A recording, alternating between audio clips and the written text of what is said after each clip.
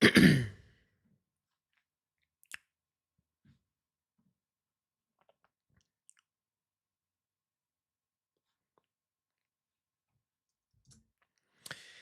everyone, how have you all been? Great to see you again. I hope you're all keeping well. Wow, Big Bash and Khan are really going at it with All Hail the Captain here. Let's see, we got Khan here, we've got Big Bash, we've got Rohan, we've got, let's see, my writing is so small. Cole, great to see you, bud. Haven't seen you quite a bit. We've got Billy here, Fireboy, Charleston, Joshman.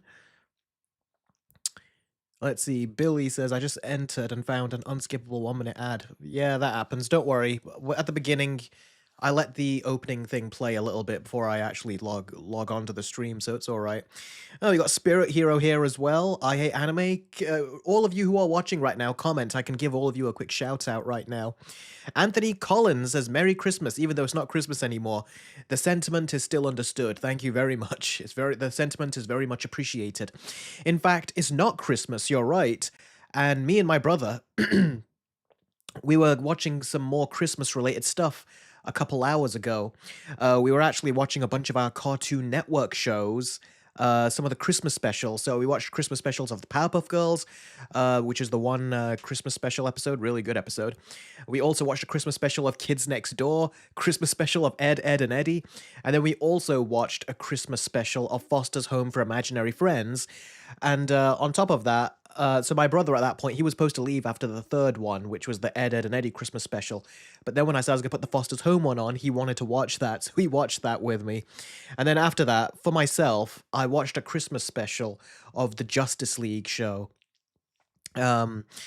And that was a really nice Christmas special to watch. That was. I remember watching that, and my mum was in the room a couple years ago. It was one of the Christmas times, and she really found it very charming. That episode of Justice League, she found it very funny. So yeah, I watched that, and I watched that one on my own. That was very, very nice.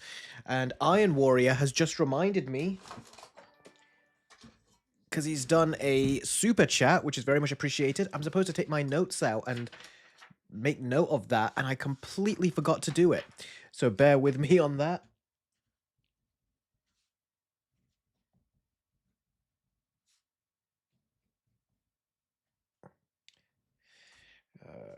Okay. That's a $2. Ooh, I hope I'm not pressing anything on my keyboard, which I am right now. One thing that is great is that the microphone is on an arm, so I don't have to worry anymore about losing desk space when I'm taking notes and things, which I always had to worry about on the previous streams, but not anymore. So thank you, Iron Warrior, for the super chat. He says, what did you think of Welcome to Derry? I actually really enjoyed that final episode. I've got my review, which I'm gonna write. If I'm still awake after this, I'm gonna write it tonight. I've just had so much videos to work on, and let me tell you, if I worked on my if I worked on my sorry, let me say it again. Iron Warrior, if I worked on my Welcome to Derry finale review for the final episode, I actually would not have been getting work done on my Avatar 3-way Avatar versus video and my Zootopia 1 versus Zootopia 2 video. So that's why the Welcome to Derry review has been put on pause. No, not on pause, but I'm working on it in the background, and I didn't put my primary work into it, because if I was working on that, I wouldn't have gotten as far as I have right now with the 2 versus videos. My Zootopia 1 versus 2 video, the whole script is written, except for the intro and the outro, and the rest of it I've recorded, I've edited. Now I've just got to put the footage. I've done the voiceover. Now I've got to put the rest of the footage in. But yeah, that's why it was taking me a bit. But yeah, I really did like the final episode of Welcome to Derry, so I've got a lot of good things to say about it. So I can't wait to actually speak to you guys about that, because yeah, I really liked the final episode. And something I'll let you guys know as well, I'll let my Discord members know about this. Oh, hi, Goat. Don't worry about being late. It's okay. You're here, which is great. But I'll let you know that the reason one of the things about the Welcome to Derry reviews is that all of them have gotten copyright claimed. So I've not made any money on these or any revenue, which is kind of pivotal for what I do. And I've made several videos and reviews of these episodes. So yeah, they all got claimed, all except for the first two episodes that I reviewed, like episode 1 and 2. And Edwards, don't worry about not being on the stream. You're here now, and that's what I really appreciate. So yeah, that really was unfortunate that I was not able to get paid for those videos. So yeah, that's what. So I'm still making the reviews because you guys really enjoyed the reviews. You really want to see my thoughts on it. So that's why I've kept on doing it, even though I've known I'm not going to get paid for any of it. So I hope you guys appreciate those videos when they come. And as always, if you can, Charleston, I am going to upload a Let's Binge Watch video of all my reviews and Welcome to Dairy, but even that I know is going to get copyright claimed, just like the previous episodes have.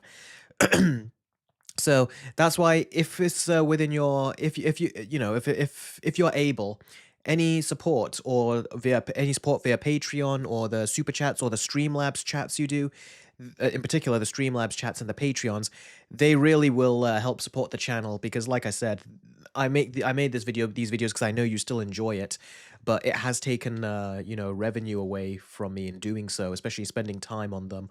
So yeah, I just thought I'd let you guys know that because you guys really are entertained by these and you really want to know my thoughts and opinions, I still make these videos even though it doesn't really do anything for me in terms of growth and things, because once they claim those videos, not only do you not get paid, they also get less recommended by the algorithm, and it kind of kills the video. So yeah, I hope you guys appreciate that. Um Khan, great to see you, bud. He says, Eric, is it true you're making Superman versus Batman? I was going to originally, but then that three-way Superman versus video took so long to make that I ended up putting all my time into that. That ended up being my longest versus video I've ever made. So I'd recommend that you definitely check that because I put so much hard work into it. And yes, I will try to do the Batman versus Superman video at some point, though. I still want to get that done, but it won't be done immediately. Right now, the two videos I'm focusing on, the two versus videos, Zootopia 1 versus Zootopia 2, and the Avatar 1 versus 2 versus 3 video. And then I'll try to move on to some others. Let's see. Khan says, let's hope your re-upload of the Grinch versus video didn't get copyright claimed because that would be really sad. So far, it hasn't been copyright claimed, so that's good. That's a good thing that I did that. Wow, yesterday was Ben 10's 20th anniversary. Whoa. GD Studios, I don't know if that's what I'll do. We'll have to see in the future. Have you ever thought of changing the format of your videos to prevent the copyright claims, like making all movie images with your voice in the background instead of the clips, says Billy. I have considered that. So I'll consider it with some, but I don't know. That's not quite my format. You know, that will really compromise the video in my opinion. So yeah, Joshman says, Eric, how's it going on the Zootopia versus video, and do you have any updates regarding that? Yes, I've recorded all the segments, the story segment, the character segment, the villain segment, the conclusion, all that stuff. I've recorded the voiceover for all of that, and I've edited the voiceover for all of that. Now I've got to put in the footage and the clips for all of that as well. So yes, I've definitely done that. Goat says, have you been playing the games I have gifted you? Actually, not yet. Luckily, during this Christmas, I have freed up some time to play some games that I've already been playing, but those games are on my list to play for sure. I'm definitely going to go through them, but with me, I'm the kind of person that can only play 2, maybe 3 games at a time. I don't like to have so much games at once because then it gets overwhelming. It feels like, which one am I supposed to get onto and continue playing? So I don't like to play so many games at once. Right now I have 3. I'm working my way through 1, which I'm almost finished with. Then I'm working my way through Batman Begins for the GameCube, with the PlayStation 2, which is what I'm playing it on. I've played it years ago, but I'm playing it again on my Steam Deck. Once I've gotten through that, I think there's one more game that I have, and then I can start making time up to play those games that you got me. For those of you that don't know, Goat gifted me some games on Steam near Christmas time, which was so incredibly generous and kind of him. So yeah, he's I think Goat is like the first person that was a friend on my Steam account. So yeah, I didn't know Goat could do that, but he ended up going into my wish list and got me a couple games from there, which was incredibly nice of him. So yeah, That was really really nice. Big Bash said it best. Goat really is the goat. Yep. But yeah, thank you very much, Goat. I really really do appreciate that. I'll say it to you personally now. Thank you very much for that. Um, Travis has been seeing a lot of movies lately. I've been seeing a lot of movies lately too because I'm now trying to start listing my top 5 best and worst movies of the year. And you know me, sometimes I like to do top 6 or something or top 7 just to add a couple more. So I'm going through my best and worst of the year and I'm trying to watch more movies so I can see if they end up on my list. So I've watched just a couple days ago. I watched Ballerina finally. I watched The Long Walk. There's also another movie I think I watched, but I can't really remember. So I'm basically going through more movies and I'm trying to watch some more stuff so I can see if there's any good or bad stuff that can end up on my list. I even watched Five Nights at Freddy's 2, I think a couple days ago as well. So yeah, I'm really trying to go work my way through all these movies and let you guys know what I think. Uh, sorry, so I can let you guys know if I think any of them should be on my best or worst of list, and some of them have ended up on the list. I won't tell you which ones, but yeah, there's some of them have ended up. Although I'll say it wasn't a great year for movies this year because usually I instantly am like that one, that one, that one, that one, all end up on my best of list. Here I did have to kind of struggle, and I'm like, wow, that one made the list, huh? Well, there's not better movies out this year that I have seen, so yeah, I guess that one does make the list. Yeah, so that's what I think. Do you agree? Who said that? Billy says, do you agree that Anna fumbled the emotional performances? Are you talking about in Five Nights at Freddy's 2? The little girl? Is that what you're talking about, Billy?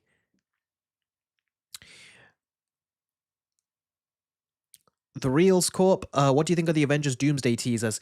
I've saw the Captain America one in the cinema. I actually saw an AI recreation of it on Threads. I did, and then I saw the actual one when I went to go see Avatar 3 in theaters. I don't like the trailer, quite frankly. There's something very artificial about it, and it's such it feels like a teaser of a teaser. It feels like one of those. So I wasn't too fond of it. I haven't seen the one with Thor because I really don't care. It's just not. I've seen a little bit of leaked footage where his daughter is older and he's tucking her in bed or something. But no, I did not see the whole thing. I hear that the next one, the rumor is, I Hate Anime says I sent the second trailer on Discord. Okay, he sent me the second trailer on my Discord. I'll take a look at that in a second. But I have seen, sorry, I have heard that the third trailer coming out for Avengers Doomsday is going to be about the X-Men, presumably. That's what the leaks are, apparently. So we'll see how that turns out. Uh, let's see. Mickey 17 I haven't seen, but it's on my list. I'm going to try to watch that before I make my list to see if it ends up on there. No, Big Bash, I've never played a Five Nights at Freddy's game. Have I seen Nazar 2? I haven't seen that, no. Um, Billy, where was your... Oh, Anna fumbled the emotional performance. You mean Anna de Armas, right, in Ballerina. Um, I can't really remember the emotional performance, so I'll say that her performance was fine. I really enjoyed the action though. I watched it on my 4K projector here. Me and my brother both watched it. And like I've told you guys, he really just wants to watch horror movies, but we both sat down and watched that. We had a lot of fun with it. In particular, because I've got like a Dolby Atmos sound system in here with a sound bar and 2 rear speakers. And I cranked the volume up so loud, and it was like a cinema in here, and it really made the experience so much more fun. So I actually really enjoyed Ballerina, surprisingly, more than I thought I would. I don't think it means it's the best movie or anything, but because of the way I watched it, it really enhanced the experience, that's for sure. I Anime says Ballerina was more of a streaming movie, in my opinion. Yes, it definitely is, but it's honestly not as bad as I thought it would be. Billy says, "Oh, Eric, in my Zootopia 2 theater yesterday, they passed one of the teasers of Doomsday too. They literally don't care anymore, it seems." What do you mean, Billy? They passed one of the teasers of Doomsday? What do you mean? The scene with the sister, I think it wasn't that good, but I did love it too. That's what Black Widow should have been. The whole thing with the sister, though, it felt like how did Ana de Armas survive that explosion, but her sister didn't?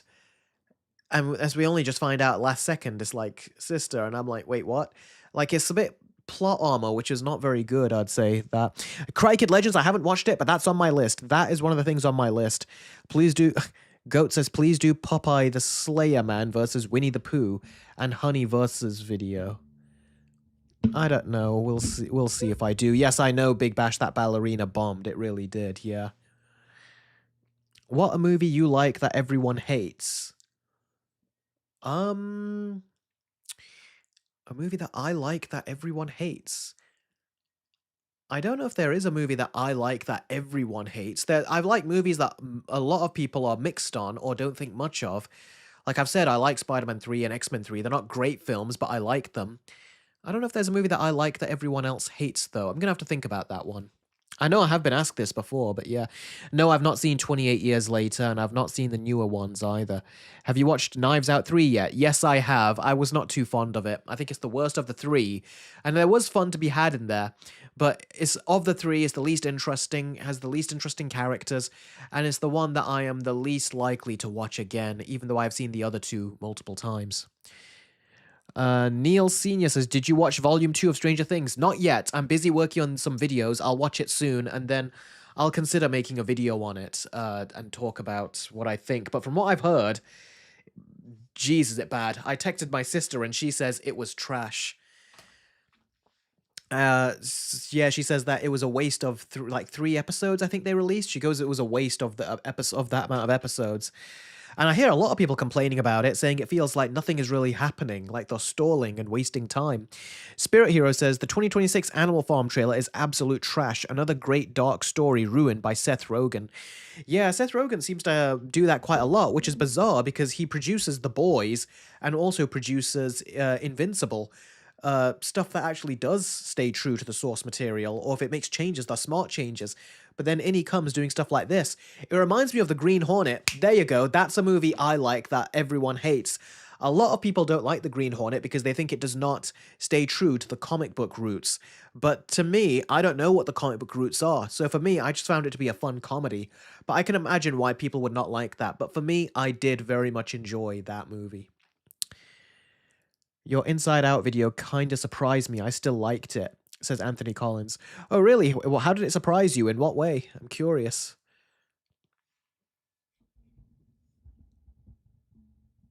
Joshman, I do have a best and worst list of the year video coming, so don't worry.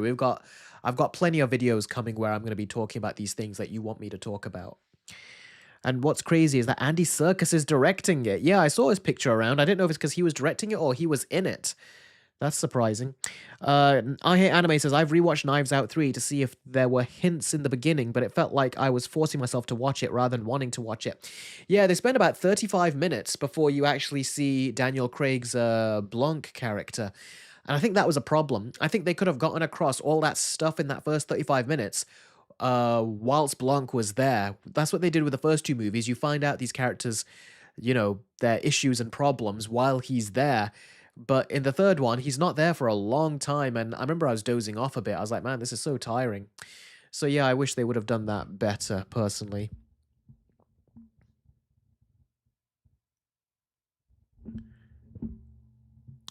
Eric, have you seen the ballerina John Wick spin-off? I have, and I've just talked about that. I just have, saying that I've seen it.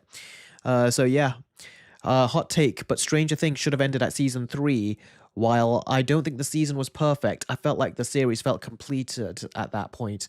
Yeah, Khan, I agree. See, the first 3 seasons to me were really good. 4 was nothing special. 5, from what I've seen, it's entertaining, but it does not live up to that cliffhanger at the end of season 4. It just feels like they're wasting time and they're padding stuff out and giving you more of the same, even though we should be approaching the end now, really. So yeah, it's not good what they're doing. I think they're really flubbing it, quite frankly. How would you rank the Stranger Things seasons? 3, 1, and 2. Yeah, 3, 1, and 2 is how I'd rank them. Are you more excited for The Odyssey or Dune 3? The Odyssey, because Dune, I like them, but I don't love them like other people do. So yeah, I'm more curious for Dune 3 than I am excited. But let's think. The Odyssey, I'm very curious as well because it's Christopher Nolan. I'm not sure. I'm not quite excited yet, but I'm more curious. Have you watched Netflix Del Toro Frankenstein? Yes, that's another movie I watched just last night, actually. So yeah, Frankenstein was the last one that I watched, and I enjoyed it. The Frankenstein movie, it's split into two parts. The first half of the movie is basically Victor Frankenstein telling his story, and then the second half of the movie is essentially the monster telling his story. And I really liked it. I love the visuals. The cinematography is beautiful. I thought Oscar Isaac gave a spectacular performance. Really good he was. The monster, Jacob Elordi, who plays the Frankenstein monster, he was really good. The music was good. It was Alexander Desplat, I think was his name. He's done The Shape of Water for the music for The Shape of Water for Guillermo del Toro, and he's also done the last couple of Harry Potter films. He scored those. So yeah, he's a great composer. I've wanted to see more work from him. I think he's not been doing some work for the last couple of years. So seeing him again was great. He did a great job. My only problem with the movie is that it did feel a bit slow at the beginning. Like I was a bit bored. But then it got going once the experiment started to happen, and I got interested. As soon as he brought out the early version of Frankenstein, which was like a corpse, like I thought that was from that point on the movie was interesting. Mia Goth's character, no development with her. She has a liking towards the monster. They really should have developed that more. Also, she's not faithful as far as a partner goes, which I thought made her very unlikable in that regard. I was like, you can't trust this woman. And also, I thought that Victor Frankenstein getting pissed off at his creation, he got pissed off way too quickly. The monster just couldn't say anything other than Victor, and that really annoyed him. And I'm like, come on, dude, just like give yourself credit and give him credit. He's slowly developing, but Oscar Isaac's character just gets pissed off at him just like that. And I'm like, come on, give him more time. Train him, teach him. You know, even babies and kids need more time to learn to speak. But no, Oscar Isaac's character in Frankenstein gets pissed off at him so quickly for not being able to say more than just one word. So I thought that was a bit weird. I really thought that was. I think that they really just sped that up, and they should have taken their time with it. I really think they should have. But yes, I did like what I saw. Overall, the movie was good fun. But I thought it needed some work, and it needed to delve in and develop some stuff better, I think. Okay, Time Shadow. Hi, Time Shadow. Great to see you. He says, "Hey, Eric, I haven't had the time to watch Stranger Things yet. I know. What do you expect from me? Don't worry, bud. I haven't had time to watch it yet either. So I can't comment on it quality wise, but I'm hoping to see it tomorrow. How was your Christmas? Are you excited for New Year's? Zilla Universe. Great to see you, bud. I feel like it's been a bit. Have I seen you recently, or has it been a while? I feel like it's been a while. Anthony, it's great to see you as well, by the way. I'll read your comment. Oh, you didn't expect Inside Out 2 to get such a low score from me. Yeah, don't worry. I actually talk about that when I do my Zootopia 1 versus 2 video, and I actually talk about Zootopia 2 and Inside Out 2 in the versus video. And I describe if they have similarities or if one does better than the other. So stay tuned for that. I will discuss Inside Out 2 a little bit in that versus video too. But yeah, so the Time Shadow says, in answer to your question, yes, I had a really good Christmas. It was really nice. Watched some Christmas specials and Christmas related stuff, which was cool. And let's see. Are you excited for New Year's? I'm not really excited for New Year's because it feels like time just rushes by so quickly. I feel like 2025 just started not so long ago, and already we're in 2026. It's quite terrifying, actually, how time just goes by so quickly. So, yeah, if anything, I wish the year could go on a bit longer because it went by so quick. Who else feels that way, that this year has gone by so quickly? If there's ever anything that you wanted to get done in the year, do you feel like you got it done, or do you feel like time went by so quick and you feel like you didn't get it done? That's the kind of thing that I'm kind of feeling right now. Daily Reacts Gaming says, "Hey, how are you doing today? I'm sorry I haven't attended your streams. I was working a lot." Don't worry, buddy. The fact you're here means everything. And I've always said this, but if it's within your means, be sure to join my Discord server. That way, every 2 weeks, we do a watch party where we all get to speak to each other and see each other face to face with our cameras, our webcams, and we get to watch movies together and things, and we get to chat about whatever we want to chat about. So that's something we do every 2 weeks. So if you do that, I'll get to chat with you every 2 weeks, and we get to have watch parties. And like I said, it all goes towards supporting the channel. Plus, we've got like a little Discord family going on. We got about 19, 20 members in there. So anyone that can join the private Discord server will be greatly appreciated. And we get to have like a growing family in there. And if any of you join that part of my Patreon right now, I will write your names down here, where there's new YouTube and new YouTube members, Patreon and Discord members. I'll write your names down here, and your name will stay here for forever on this on this particular live stream video. Unless YouTube does something to get rid of my account or the video, but that means that yours should be here if that doesn't happen.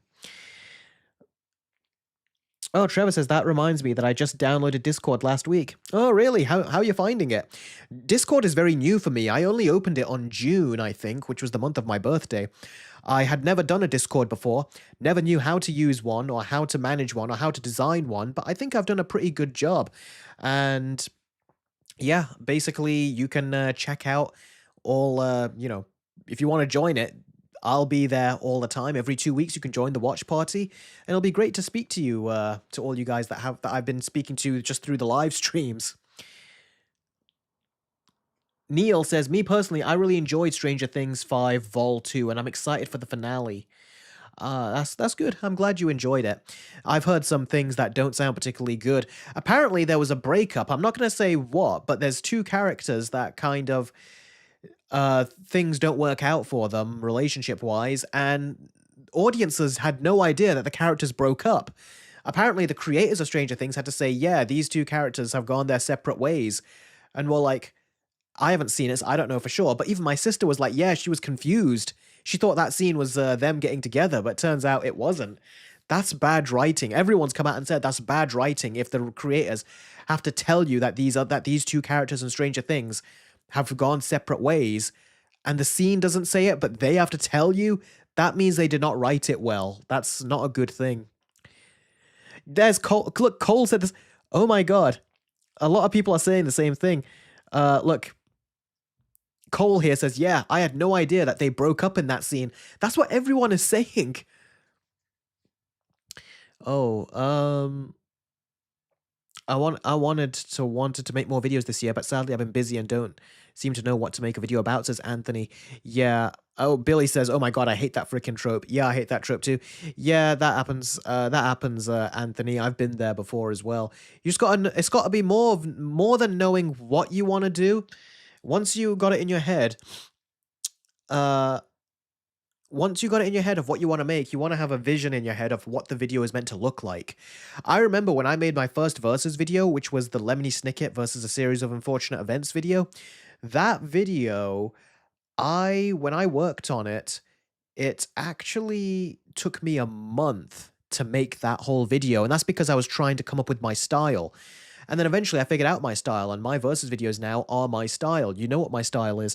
At the time, I didn't have one. Developing a style is the hardest thing, but once you do it, you eventually start to pick up on your own style, and you really get the hang of things. So I believe in you. Keep trying. Formulate the idea in your head. Don't rush your first video, because that's where you're going to be building your style. And I'd advise anyone who's trying to make videos or try to do anything, your first project, don't rush it. Find your style. Once you've found it, you can continue with that.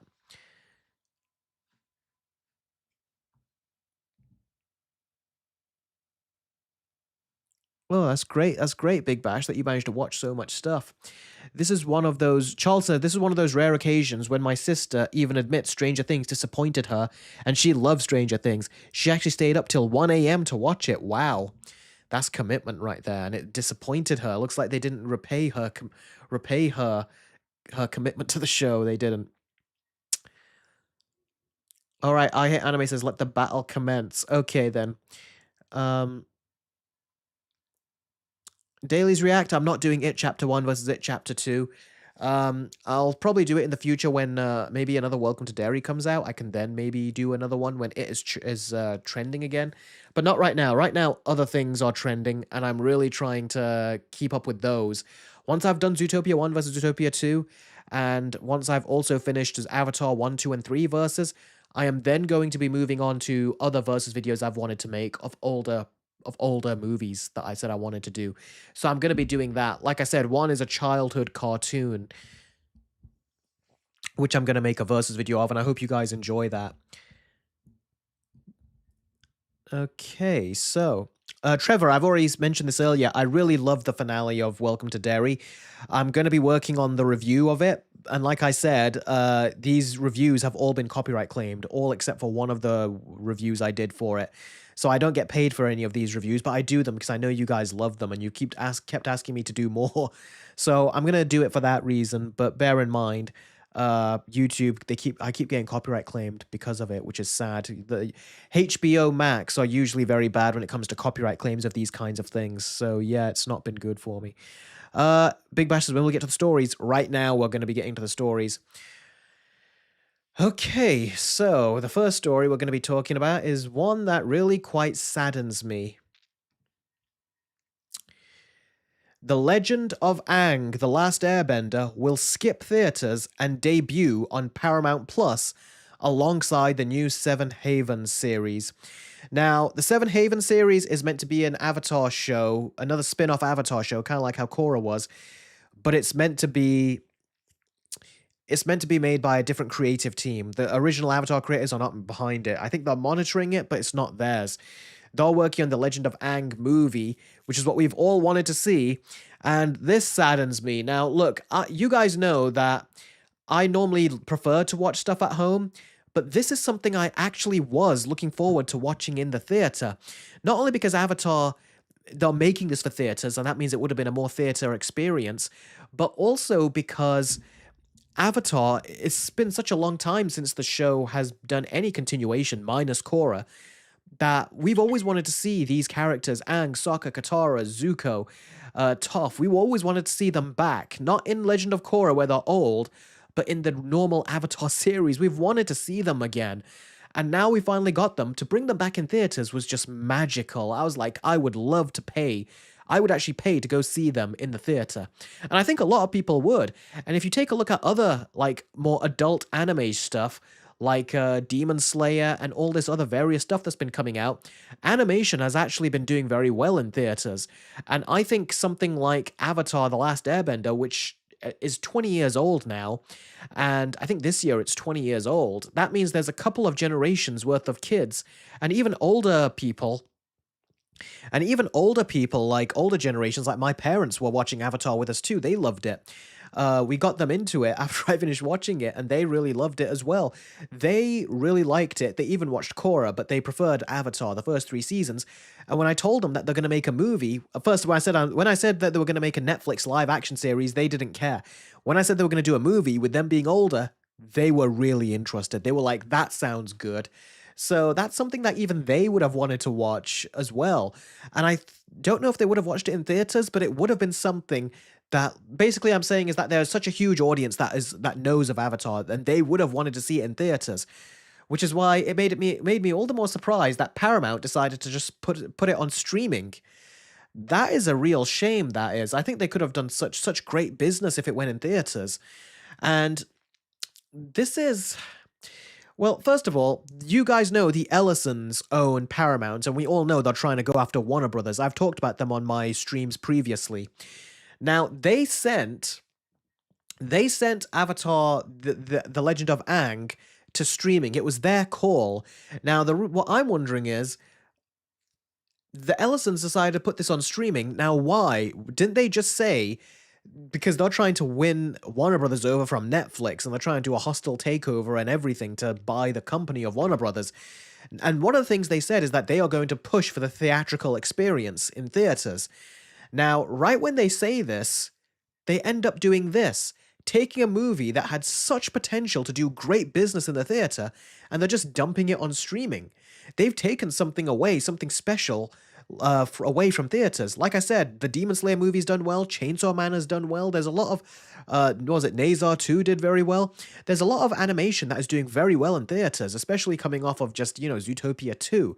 Animation, more people are watching it in theaters, even when it's non-Disney stuff. Avatar would have bought butts into theaters. And the Ellisons, who said that, yeah, we're gonna really push the theatrical experience, just pulled a movie out of theaters. How is this looking good for their acquisition of Warner Brothers and them trying to win shareholders over by saying we're gonna try to maintain the theatrical experience? No, you're not. This has proved it. Now, this made me wonder, the Ellisons are incredibly right leaning. We know they're pro Israel and everything. So I was like, why did they take Avatar and why did they make it a streaming release rather than a theater release? And I thought of only one thing that came to my mind. Well, two things. One, the creators of Avatar, they've said that they're against what the genocide that Israel is doing. They're against it, and they've called it that. If you go on their Instagram, they usually do that. And I'm wondering, is this meant to be something to punish them? That could be one thing. Or is the movie incredibly woke? You can call it woke, you can call it progressive, although I'd argue Avatar has always been progressive. I'm not counting Korra here, I'm counting specifically the first three seasons, because, they take disabled characters like Toph, who is blind, and give her, like, bending powers where she's a badass, and she's a disabled girl, and they managed to do that. A lot of characters have there are a lot of disabled characters in the world of Avatar where they use bending to compensate.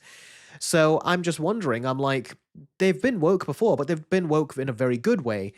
The Ellisons, did they look at this and think this movie might be too woke and not in the good way? And is that why they pulled it from theaters? I mean, that's the only thing I can think of, but if it was me, I would still say put it in theaters. But why are they taking it off and just putting it straight to streaming? It just seems like a dumb business decision.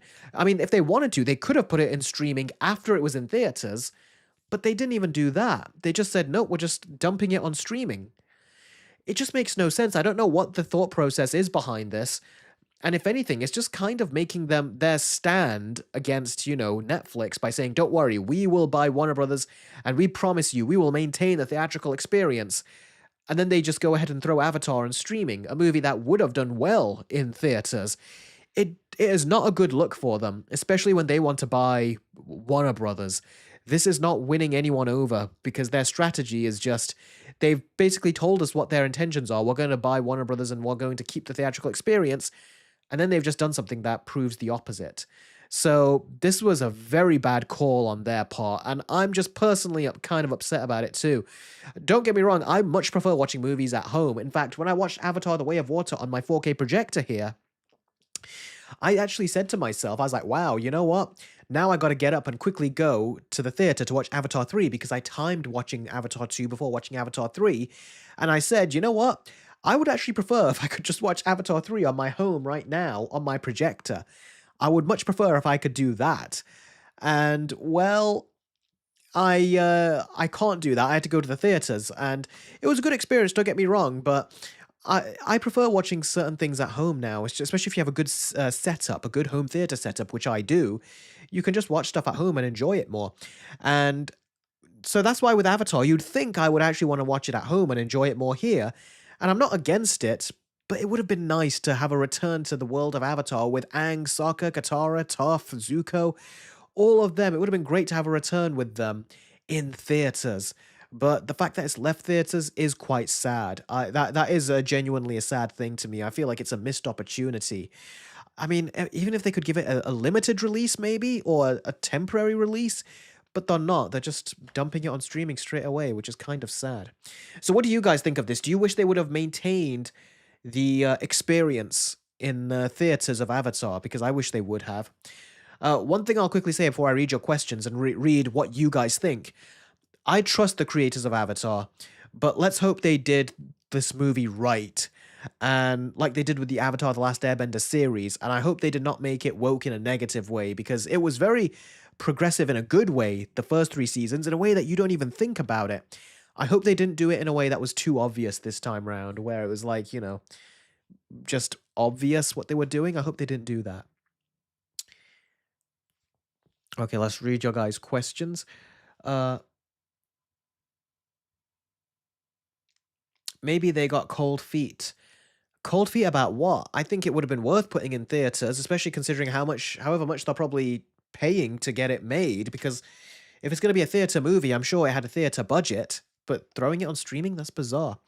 They don't have the original voice actors as Big Bash. I know, but I'm sure they would have gotten voices that sound like the next level up. For example, when Korra saw Aang at the end of The Legend of Korra Season 1, when he gave her bending back, and he goes, "But you called me here." And, it was clearly not the same voice actor, but it was like, wow, that's older Aang. That's what he sounds like. It's so cool. The same with the flashbacks of when, the whole bloodbending court case that was going on.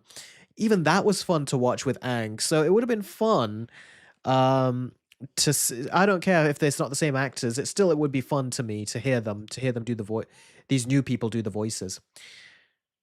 I hear anime says I prefer going to IMAX than watch at home. Yeah, exactly. If I had an IMAX, I would watch Avatar on that IMAX screen. Big Bash says it's so sad. Imagine seeing the birth of Republic City and the politics of the world post Fire Nation. Such a shame. Yeah, it is such a shame. I'm not sure about the voice acting decisions for this movie, says Jedge.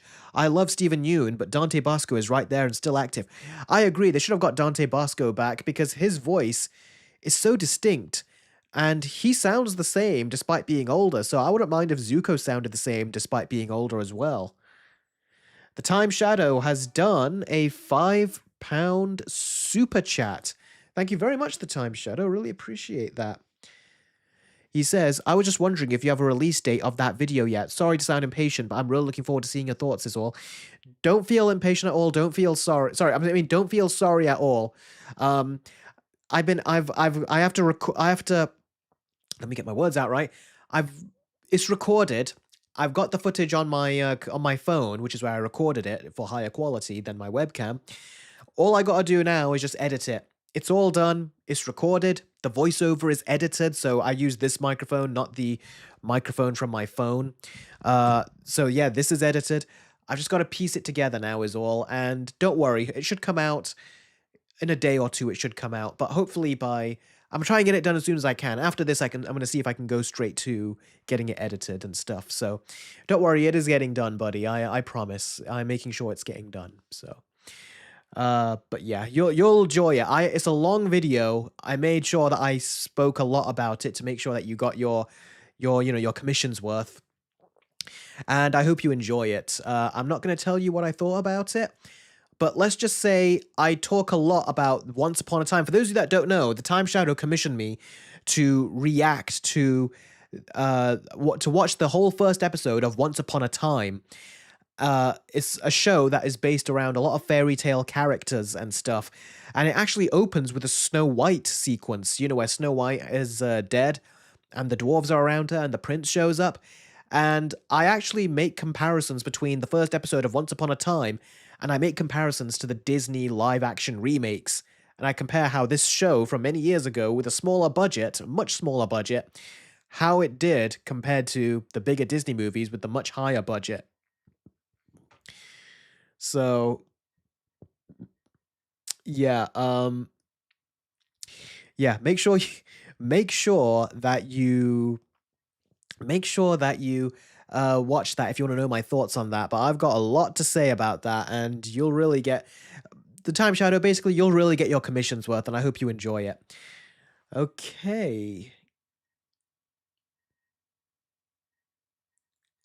Yeah, Big Bash, I'm aware that Zuko's grandson in Korra is voiced by Dante Bosco as well.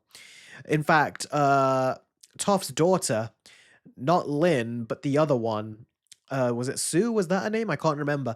When they were kids, and Bei Fong's younger sister was causing trouble in those flashbacks.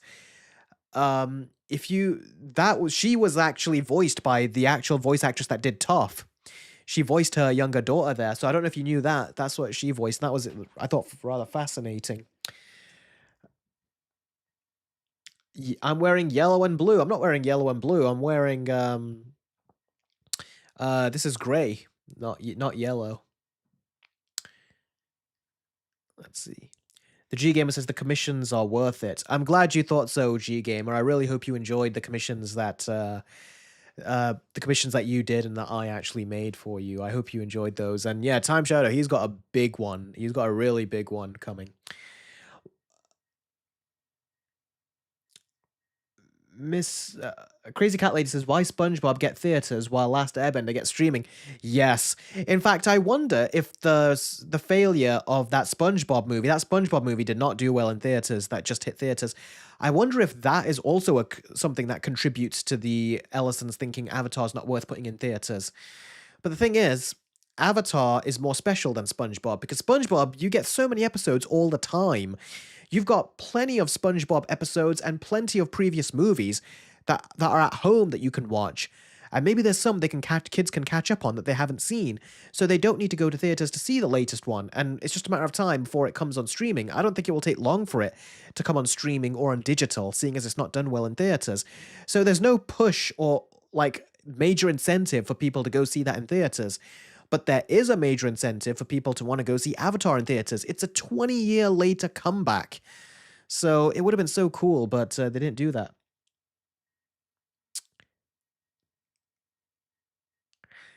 Billy says, I preferred to watch Zootopia 2 a fourth time yesterday instead of watching SpongeBob. Lol.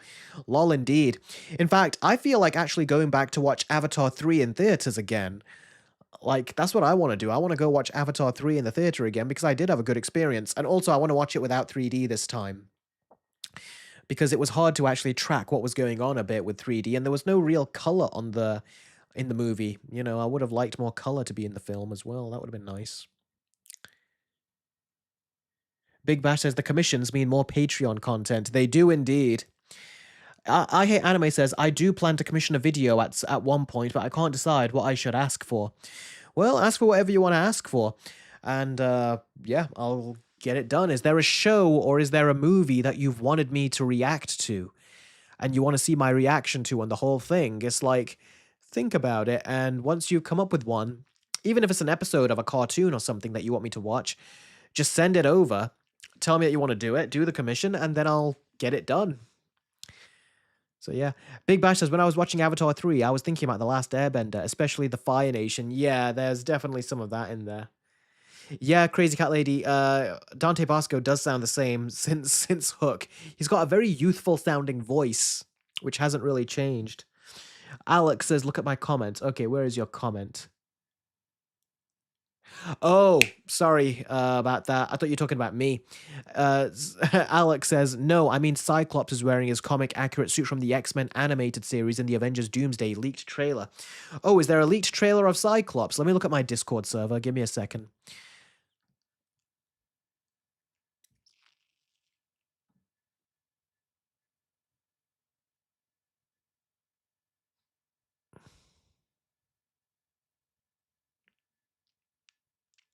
Oh, Big Bash, I just saw that you've messaged me on Discord. I must have missed it.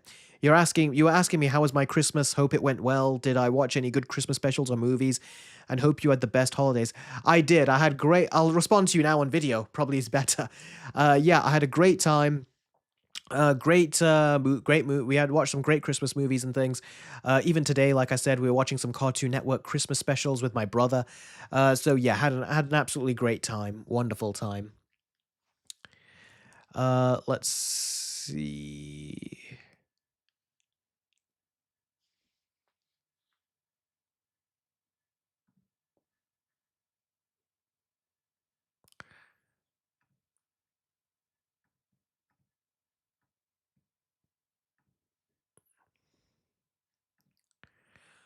Okay, let's take a look. Let me look at this Doomsday trailer. Hold on, and then you can ask me further questions.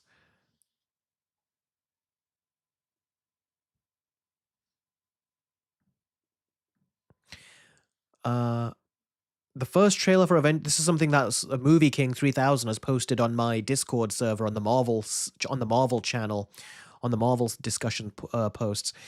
He says it's an article that says the first trailer for Avengers Doomsday is expected to debut during the Super Bowl on February 8. Interesting. Let's take a look at the Thor trailer then. Bear with me, guys. Hold on. Father, all my life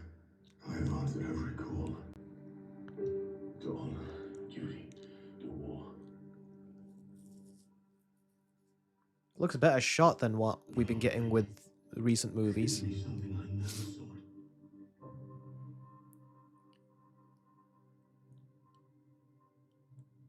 A child, a life untouched by the storm. He's still got that daughter, which Nothing was is fled from the old fathers. silly to give him in the first place.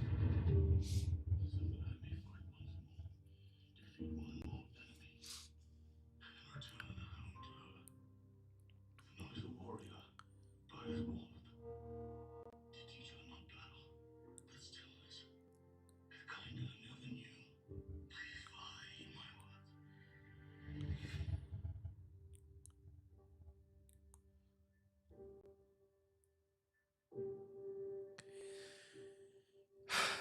As far as trailers go, these are so underwhelming.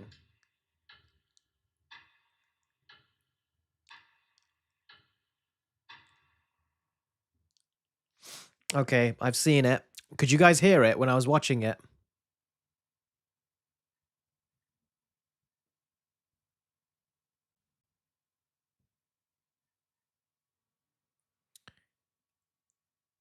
You could hear it a bit. Okay, that's good. So it wasn't just watching me with silence.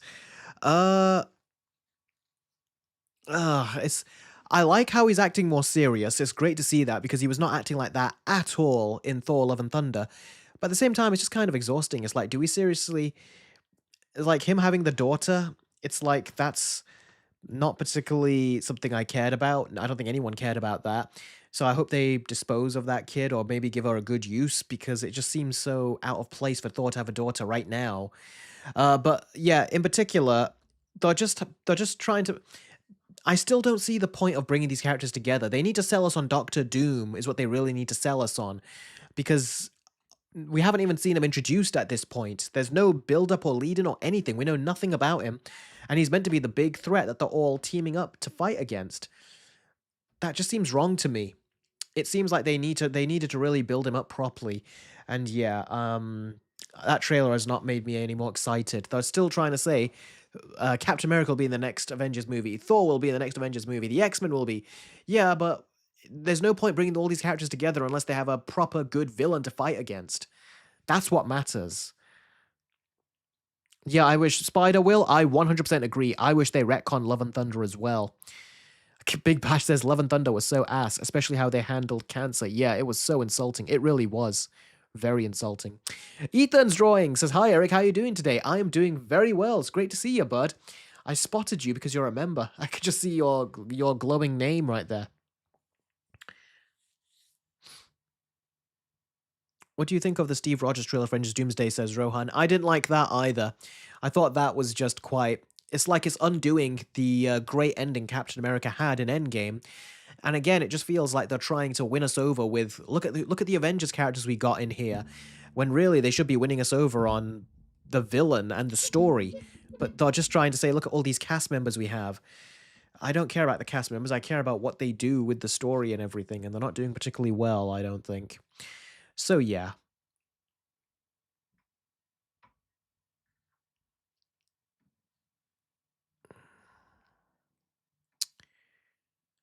Okay, so yeah, going back to Avatar, what do you guys think then?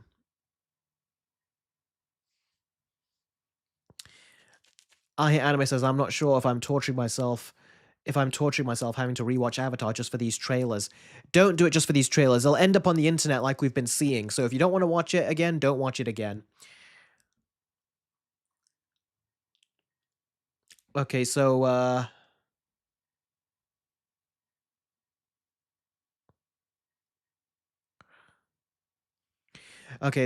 yeah, do you guys like that the Avatar is going straight to streaming, or do you wish that the Avatar Legend of Aang movie, do you wish it would have gone to theaters? Answer me that, then we'll move on to the next story, which will be about Brainiac. Okay, Big Bash says this sucks. Alex says Eric Cyclops firing his blast to fight off the Sentinels. What, is there a leaked X-Men trailer already? Anime says at least a 2-week theatrical release would have been good for me. Yeah, at least that. If they were gonna, cut its theatrical release down.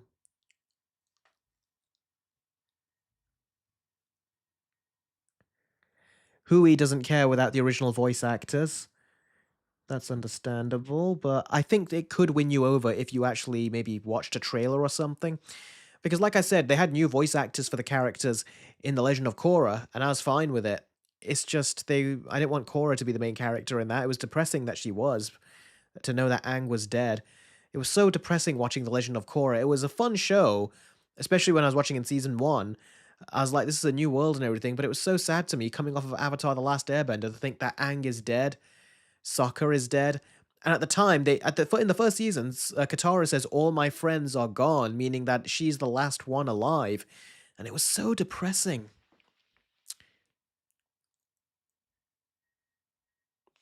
Anyway, let's read what you guys are saying.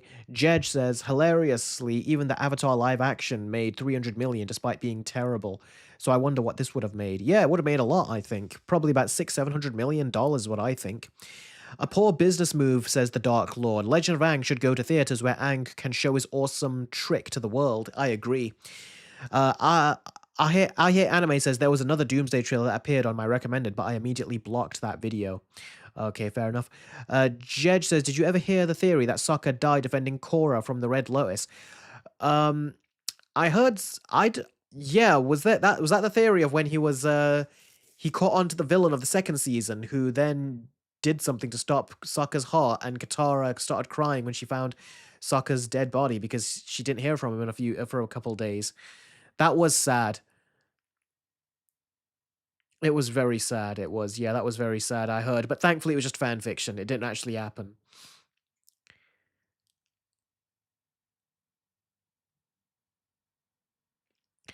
6 or 700 million, says I Anime. Yeah, I think it would have made 6 or 700 million. It would have been one of those things, I think, where an animated movie kind of came in and it surprised everyone with how well it did. Especially because when Avatar hit Netflix, it took off in a huge way. And I think worldwide audiences, international and domestic box office, would have been very well received with Avatar, I think. Joshman says, I still think it's a bad move on Paramount's part, but again, they should have put it in theaters, and I would believe it would be better than that recent SpongeBob movie we've been getting. I agree. I very much agree with you on that. Ethan's drawing says, do you think Toy Story 5 should retcon Toy Story 4? I think it should, but I don't think they will. Big Bash says Demon Slayer made over 600 million, so Avatar would have had a good chance. Yes, I think so too. Plus, Demon Slayer is something that is only a phenomenon that has only been, is it in the last 7 to 10 years? Demon Slayer is like it's taken off, but Avatar is like double that, 20 years. So I think 20 years is a lot to like keep, and the hype is still strong with Avatar. People still love Avatar, and I think if they continued it like this with the original creators and it was in theaters, I think it would have been one of those special movies that had like a special box office draw where people would have been shocked that how is Avatar making this much money at the box office? That's what I think what would have happened is what I think, but sadly that's not what they ended up doing.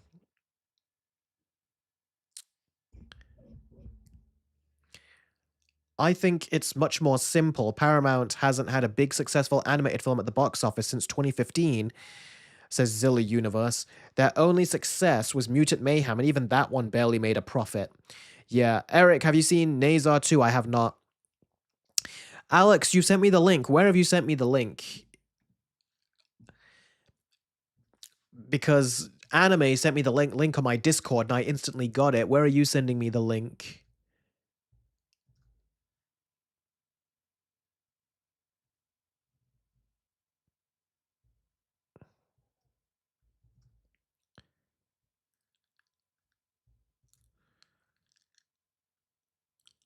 But yeah, no, I've not seen Nazar 2. Only 5 years for Demon Slayer. Well, if Demon Slayer did this well for only 5 years, then imagine how well something like then imagine how well something like Avatar would do. It would do great. How many years after the original series will The Legend of Aang take place, if you had to say, Eric? Well, they're older. I would say 15 years, maybe. That's what I think. I think we'll see a young Tenzin, and we'll see all the young, Aang's young kids, Boomy and Kaya. I think we'll see all them much younger, is what I think.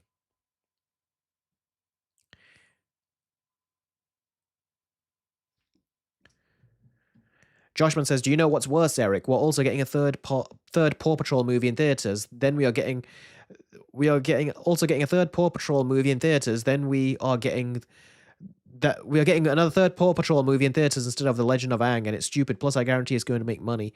Yeah, it would have. Oh, Timeshare says, "Gotta go, Eric, but I'll try and be back for the next one." Night. No problem, buddy. Take care. Thank you very much for joining the stream, and I'll have that video up on Patreon very soon that you commissioned. Okay.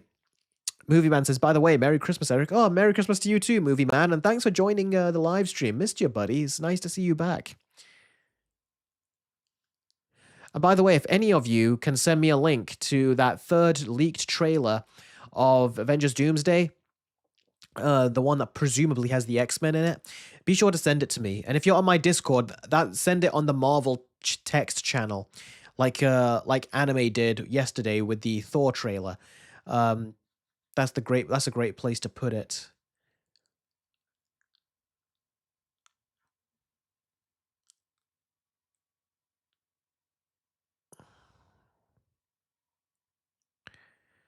Big Bash says, "Out of Aang and Katara's kids, who is your favorite, Eric?"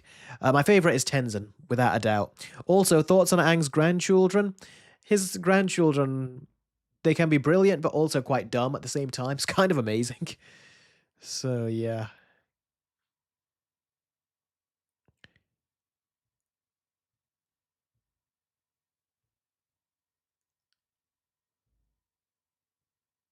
All right, then. Let's move on to the next story.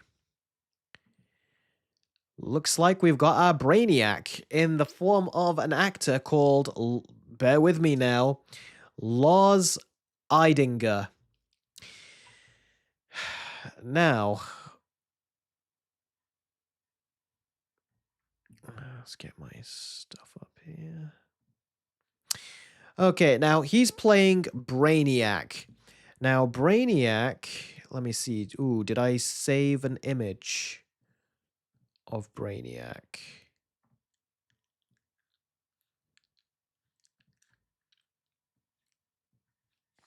Yep, let's bring that in.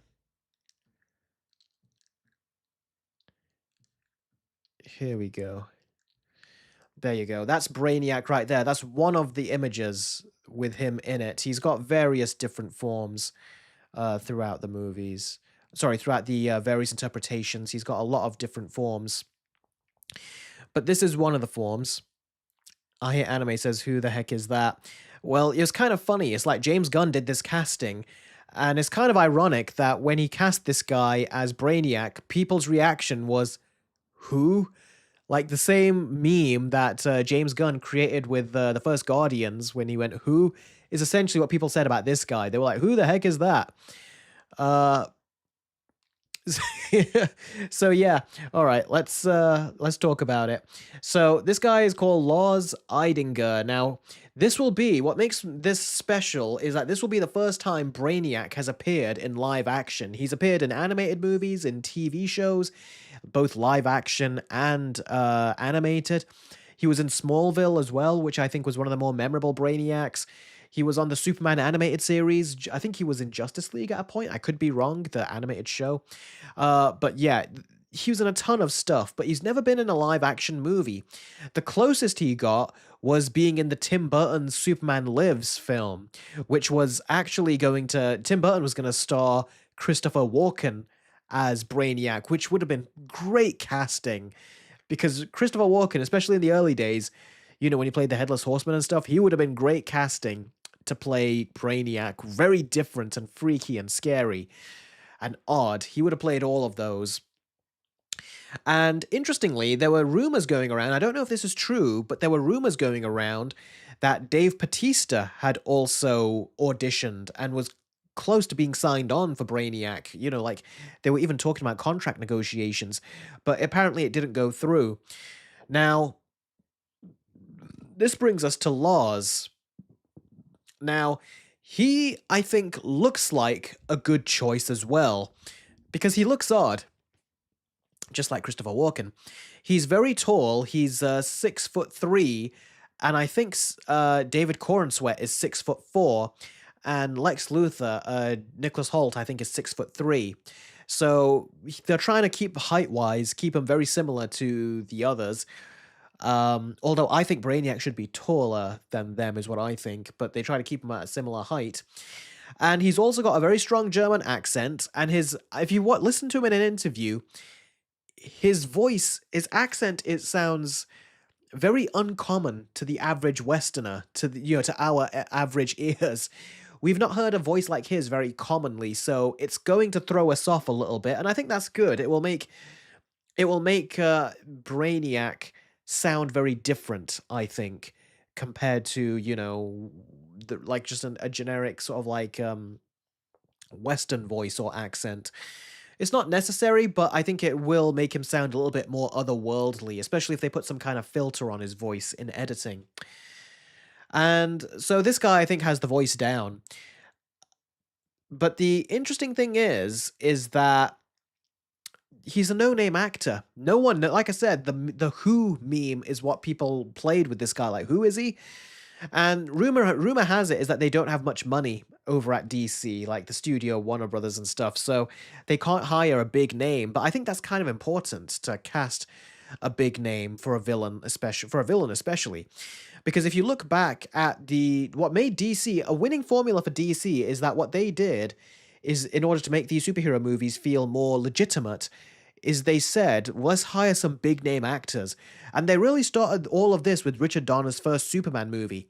They said, you know what? We're gonna hire an unknown actor to play Superman, which was Christopher uh oh damn, why am I brain farting here? Christopher Reeve. I was thinking Christopher Lee for some reason. Christopher Reeve. He was an unknown actor when they hired him for Superman, but do you know who was a known actor? Gene Hackman as Lex Luthor and Marlon Brando as Jor-El. So they got two big known actors, and that really helped legitimize Superman and seem more like a serious movie, that one that was respected. And then we had Tim Burton's Batman, which came out in 1989. And in that movie, Michael Keaton, again, a relatively unknown actor. He wasn't known for serious stuff. He was really known for Mr. Mom, for being a comedian, a comedic actor. But who do they hire in there? Jack Nicholson to play the Joker. Again, they played that same hand that they did before with the Superman movie, and it worked out well for them. Christopher Nolan was even aware of this. That's why in Batman Begins, he hired Liam Neeson as Ra's al Ghul, Morgan Freeman as Lucius Fox, Michael Caine as Alfred, and Gary Oldman as Commissioner Gordon, or Lieutenant Gordon, or Sergeant Gordon at the time. Um, and then if you look at the X-Men movies, when they started, you had Hugh Jackman, who was an unknown and all that. We had many unknown actors in there. I think Halle Berry was in there. But we mainly, like, the biggest names that we had in there was Patrick Stewart and Ian McKellen. So never underestimate hiring big name actors for these roles, especially villainous roles. And I think that they really should have hired, I think, a bigger name for Brainiac. It would have been more interesting if they did get a bigger name. But sadly, they didn't. And although I think this guy could do it, I'm kind of wondering if he's going to really bring more butts into seats. Because I think if they hired a more well known actor, I think people who were not fans of Brainiac or who had no idea who Brainiac was, they would have thought, wow, that actor is playing a villain against Superman and Lex Luthor. Let's take a look. But they didn't do that with him, and I think that is a bit of a shame. Big Bash says, at least it's not Giancarlo Esposito. Yeah, I don't think Giancarlo Esposito would have been a good choice either, because he's not big enough. He's known, but I'm just thinking they needed to get like a bigger actor, someone who's got weight to them. Gravitas. Now, something that I'm concerned about is that I don't know if James Gunn is going to do right by this villain, because James Gunn, he's done a lot of alien villains before. He did the High Evolutionary, who I thought was a good villain until he started yelling and turning into a big baby. But James Gunn, a lot of his villains, like his alien type villains, I don't know. For me, they kind of come and they go. I wasn't a fan of the villain in Guardians 2, and you guys know I didn't like baby face mouth or baby food mouth, or the villain in the first one. You guys know I wasn't a fan of him in the first Guardians. James Gunn, his villains are not great to me. Like, I thought that Lex Luthor had the potential to be very good, but then as the more it went on, he kind of lost it for me. And I feel like I don't know if he can pull Brainiac off. I hope he can. I really hope he can, because this is the first time we're going to get Brainiac in live action. And I do like Brainiac. I don't love Brainiac, but I like Brainiac. And I hope he gets him right. I hope he makes him special. I hope he does right by him. But I don't know. When I look at this guy, I can kind of see, like, if you just look at him, you can kind of tell that he could make the kind of jokes that James Gunn usually likes to make. He looks like someone who can do something like that. He looks like he can play a funny guy. I wish he would have gotten someone who looks more scary, someone who could really be terrifying. That's kind of something that I wish. But we'll have to wait and see. And I hope the movie is good, and I hope it's not jam packed, because it does sound quite jam packed. And if it is jam packed, I hope the movie is longer, because I thought the first James Gunn Superman needed to be longer. It felt like it was too short at 2 hours. And that's including credits too. So yeah, what do you guys think of this guy? I think that I haven't seen him really in anything, so I don't know. But based off what he sounds like he could play the part well. But I think that you need a director that can really tap into the darkness of a certain actor. I feel like Matt Reeves, for example, can tap into that. Look what he did with Paul Dano. Look what he's done with some of these other actors in that Batman movie that he directed. He can pull dark performances out. Look at what he did with Woody Harrelson as well in the War for the Planet of the Apes movie. He knows how to bring that out of people, but James Gunn doesn't quite know how to bring that same intensity out of people, I don't think. I Anime says, I'll have to wait until I see it because I have no idea how this guy acts. You and me both, bud. I'm glad it's an unknown. I can focus on the character instead of the name of the actor. Thing is, you will focus on the character as well, because they're gonna most likely have to use prosthetics to make him look different. So you would have been able to focus on the actor. Sorry, focus on the character, not the actor. But you just needed someone with gravitas. I don't mean get like just a name for name's sake, but like when you think of Ian McKellen, or when you think of like, the late great Christopher Lee, or you think of Patrick Stewart, these are actors. When they were in X-Men, they had a gravitas and weight to them. And even if you look at Gary Oldman as well, when he was in Batman Begins, or you look at Liam Neeson as Ra's al Ghul, these are actors that are well known and they have gravitas to them. And you don't look at them in the Batman Begins and think, oh, that's Liam Neeson, oh, that's Gary Oldman. You know it, but their characters come through first and foremost. That's something that I needed them to do. But James Gunn, I don't know if he has that in him. Because Paul Dano, we could see Paul Dano in the Matt Reeves' The Batman, and it was clearly Paul Dano, but I felt like I was watching the Riddler. And even the same with the guy that played, what was his name? The actor that was in Transformers, and he also played Carmine Falcone in the Batman. I'm blanking on his name, but he's another actor that I've seen him in Transformers. I've seen him in other movies where he's much lighter. But then in the Batman, you watch him and you're like, whoa, this guy really is pulled back. He's reserved. He's not the same goofy character he was in Transformers.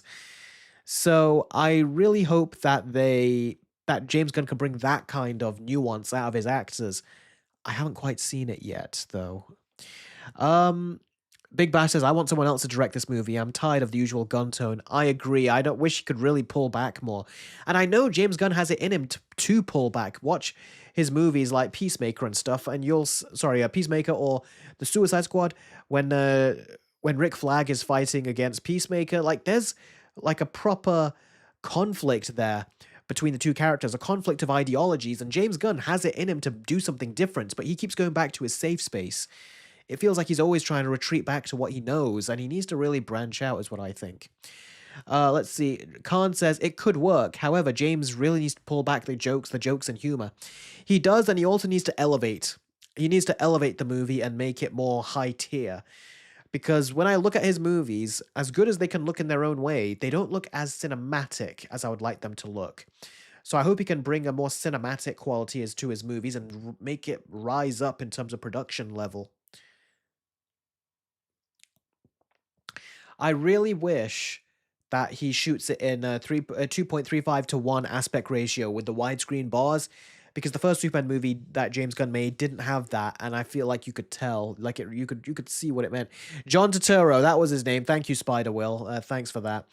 Yeah, so I really hope that James Gunn can find a way to do that, but I don't think he's got that kind of stuff in him. But it kind of makes you see that maybe Matt Reeves should have been the one to run a DC universe. Would have been more interesting if he did it.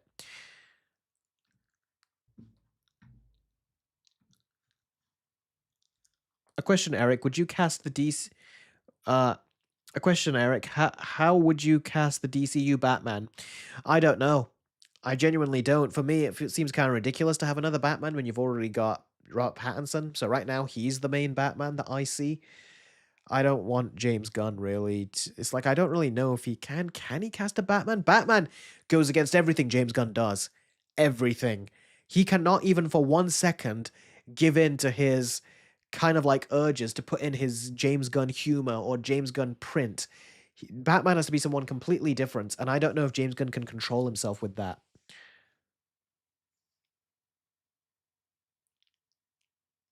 Joshman, I agree. He says, I do not want to see James Gunn's universe connect with Matt Reeves' universe. Let it be its own thing. I agree. I very, very much agree. A James Gunn Batman just makes me think of Lego Batman. That's funny.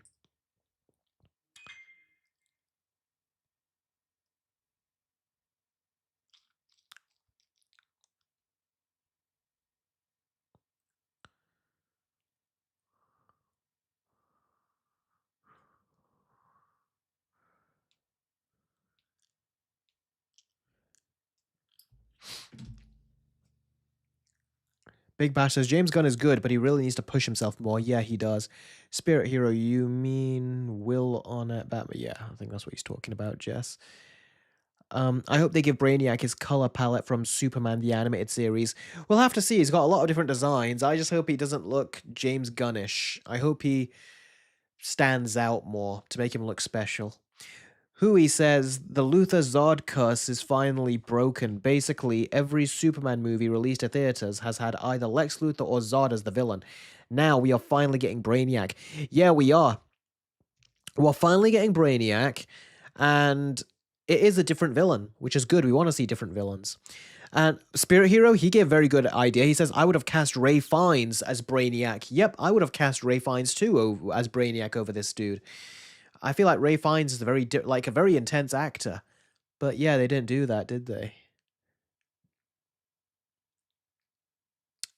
Metallo would be a great villain.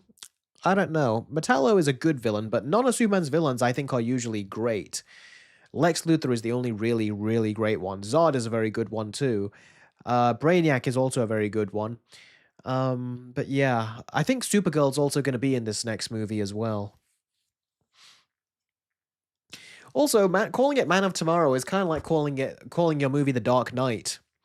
It's like Man of Tomorrow is another way of describing Superman, and James Gunn says, well, it's not a Superman sequel, even though it technically is. You're calling it Man of Tomorrow. What else does that mean?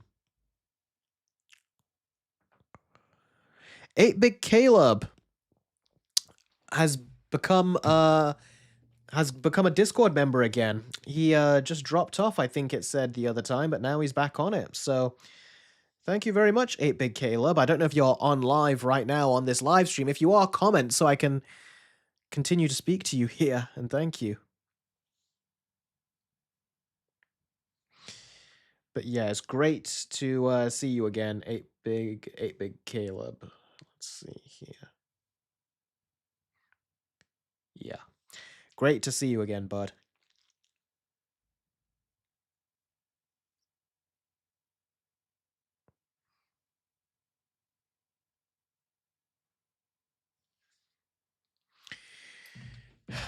I think Mongol would be interesting. Mongol's actually not a bad villain either. Yeah, he did some serious butt kicking in the Justice League episode, the Justice League Unlimited episode.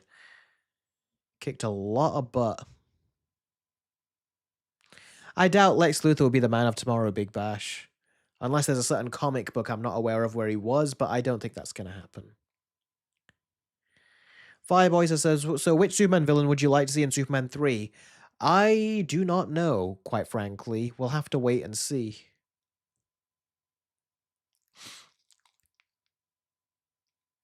Movie Man says, to be fair, Superman does not have a good rogues gallery. Yeah, he really doesn't. Superman, his rogues gallery is nowhere near the quality of someone like Batman, that's for sure. Like, definitely not. Batman is like on a whole other level. He has non-stop great villains where you want to see them over and over.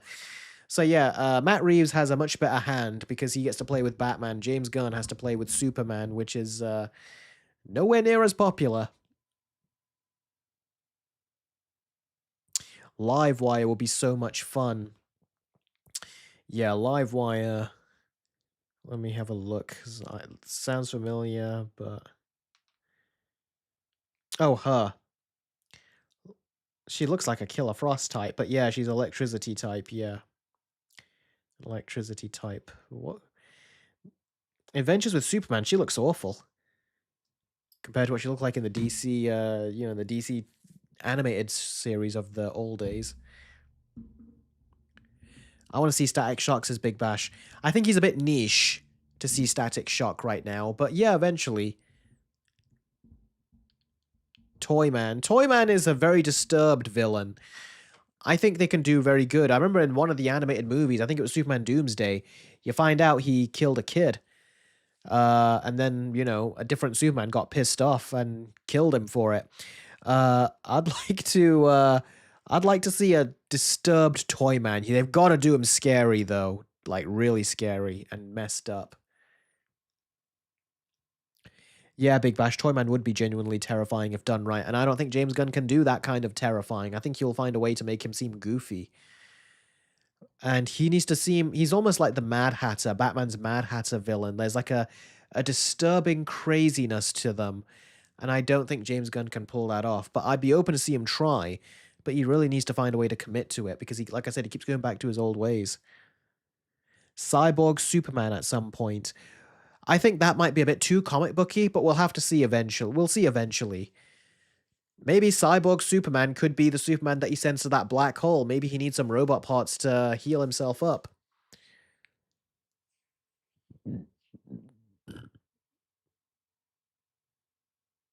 What are my box office predictions for Man of Tomorrow? Hmm. Well, you guys comment with your predictions. I think it'll probably make 5 to 600 million. I don't think that the Superman movie for a lot of audiences has won them over. Like if you look at something like Matt Reeves' Batman, which did very good numbers when it hit HBO Max, and also it did incredibly good numbers again when the Penguin show came out. People were going back to the Batman movie on HBO Max after watching the Penguin series. So I think the Penguin series and the Batman on streaming has made Matt Reeves' Batman universe even more popular. So when the second movie comes out, I think more people will want to go watch it. I don't think that is the same impact that is happening with James Gunn's Superman. First of all, it made less than that Batman movie did. And not that Batman movie was also 3 hours long, and it had a 45-day release window before it hit HBO Max. So that means that it had less going for it at the theater, and it still made more money than James Gunn's Superman did, which could have stayed in theaters for as long as it wanted to.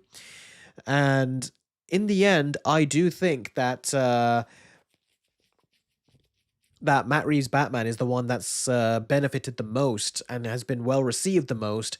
Whereas with Superman, there's a lot of people that did not like it. Like, for example, my parents, they really did not like it. They really didn't. James Gunn's Superman. So when they hear about a sequel, they're not going to want to go see it in theaters. But the Batman, my mom and dad, they didn't hate it. They thought it was all right. But my dad loved the Penguin. My mom hasn't seen that, but my dad loved the Penguin. I love the Penguin. Everyone loved the Penguin. So that's great. And I think that will make them more excited to want to revisit Gotham in the next movie, Matt Reeves' version. So of the two, they would definitely want to watch that one in theaters more, and I think that bodes very well for Matt Reeves' Batman, doesn't bode particularly well for James Gunn's Superman. Big Bash says, what did your parents not like about Superman? I can't remember now. It's been a while since they described, but I think they didn't like how fast moving it was, how it was just. They didn't like Crypto. They thought he was they've never seen Crypto before, or they can't remember if they had seen him. They thought he was a very bad dog. They didn't like that it was constantly causing trouble. They also thought it was kind of. I think they just didn't like the tone it was going for. They said the tone didn't work for them. They said it was being very serious and then it was being very, very silly. And they thought it did not fit.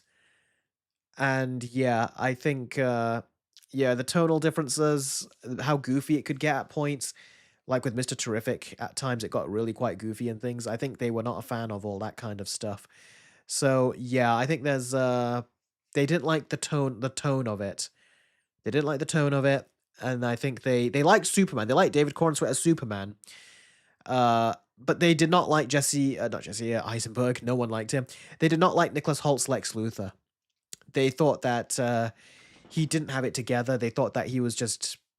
They didn't. They love the Lex Luthor from Smallville, like a lot of people do, who's very serious and like scary when he became Lex Luthor.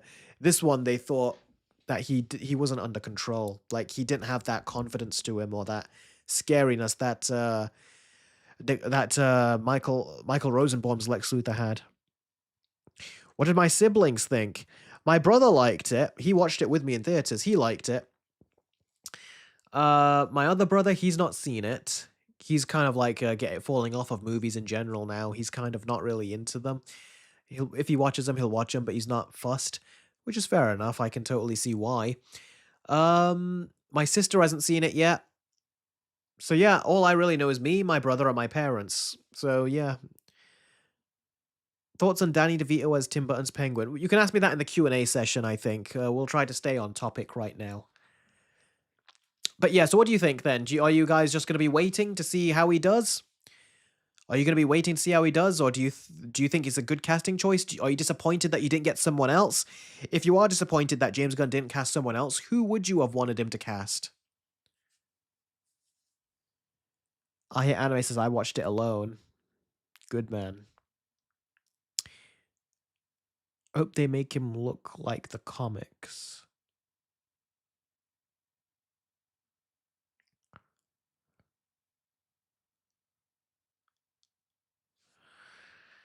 Movie Man says, I think the issue was Gunn made the mistake of making the first movie of the DCU very comic booky. Comic book fans will like it, but to general audience, the movie is buttload of nonsense. It very much comes across like that.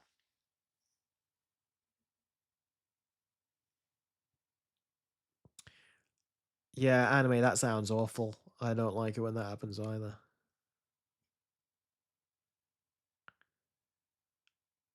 Fireboy says, I don't mind him as Brainiac. Yeah, for me, like I said, I think there was too much action. They needed when the fallout for Superman happened, they needed to delve into that. Like I said in my versus video, they needed to give that more time, but they didn't, sadly. Garrett says, I'm a guy who loves seeing unknowns getting cast in big roles. There is an appeal to that for sure. I totally know what you mean.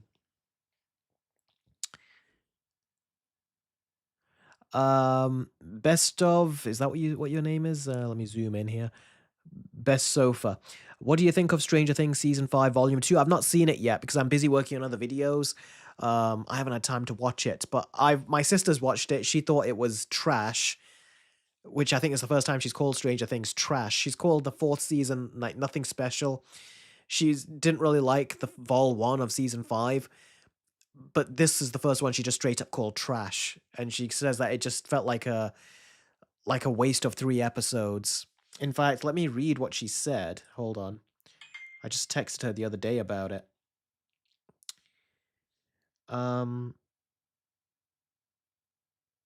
She goes, here you go. I says,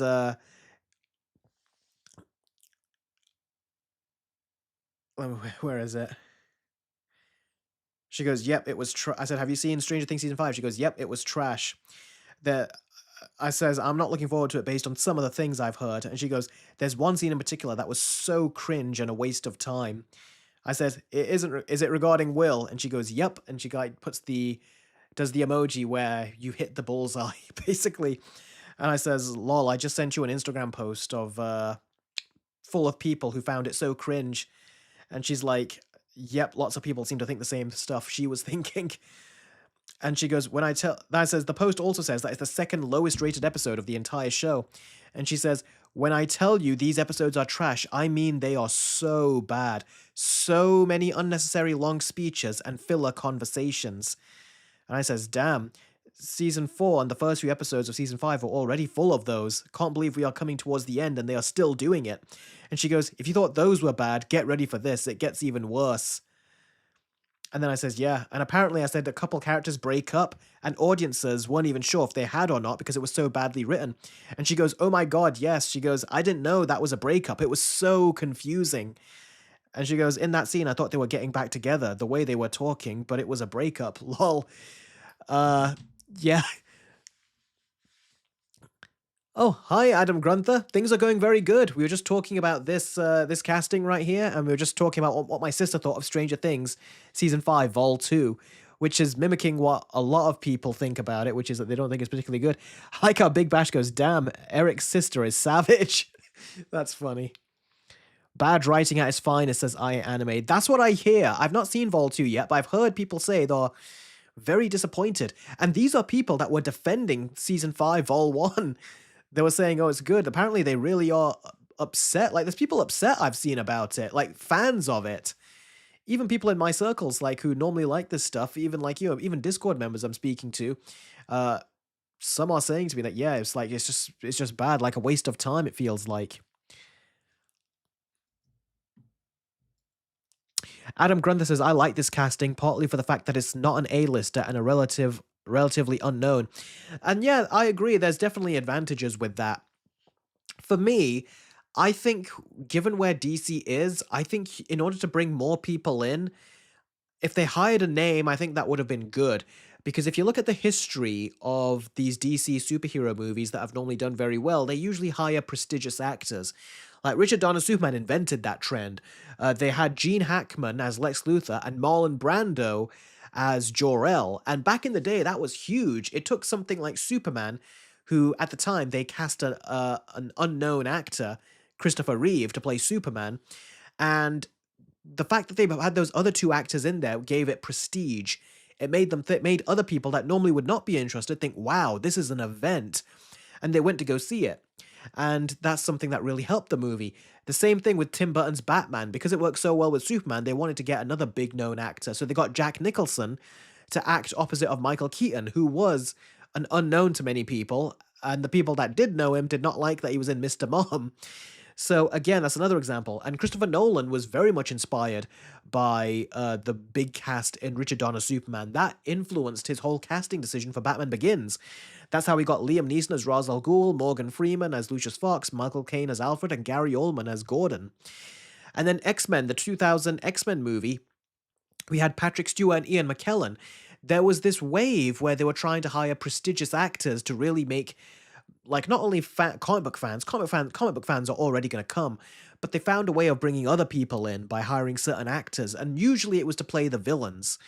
They would usually hire some big named actors, and I feel like with Man of Tomorrow, I think it would have helped the movie more with other viewers, non-comic book viewers, if they hired more prestigiously.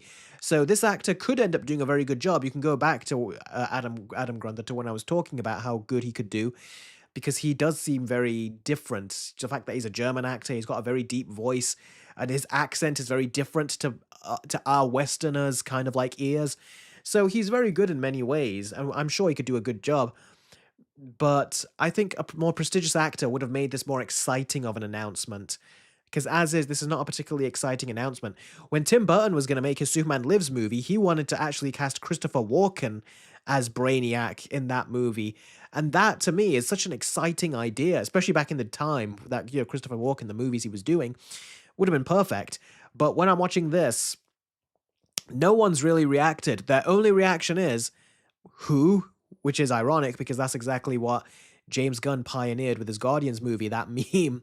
So yeah, this guy could do good. It could give us a very good performance from an unknown actor.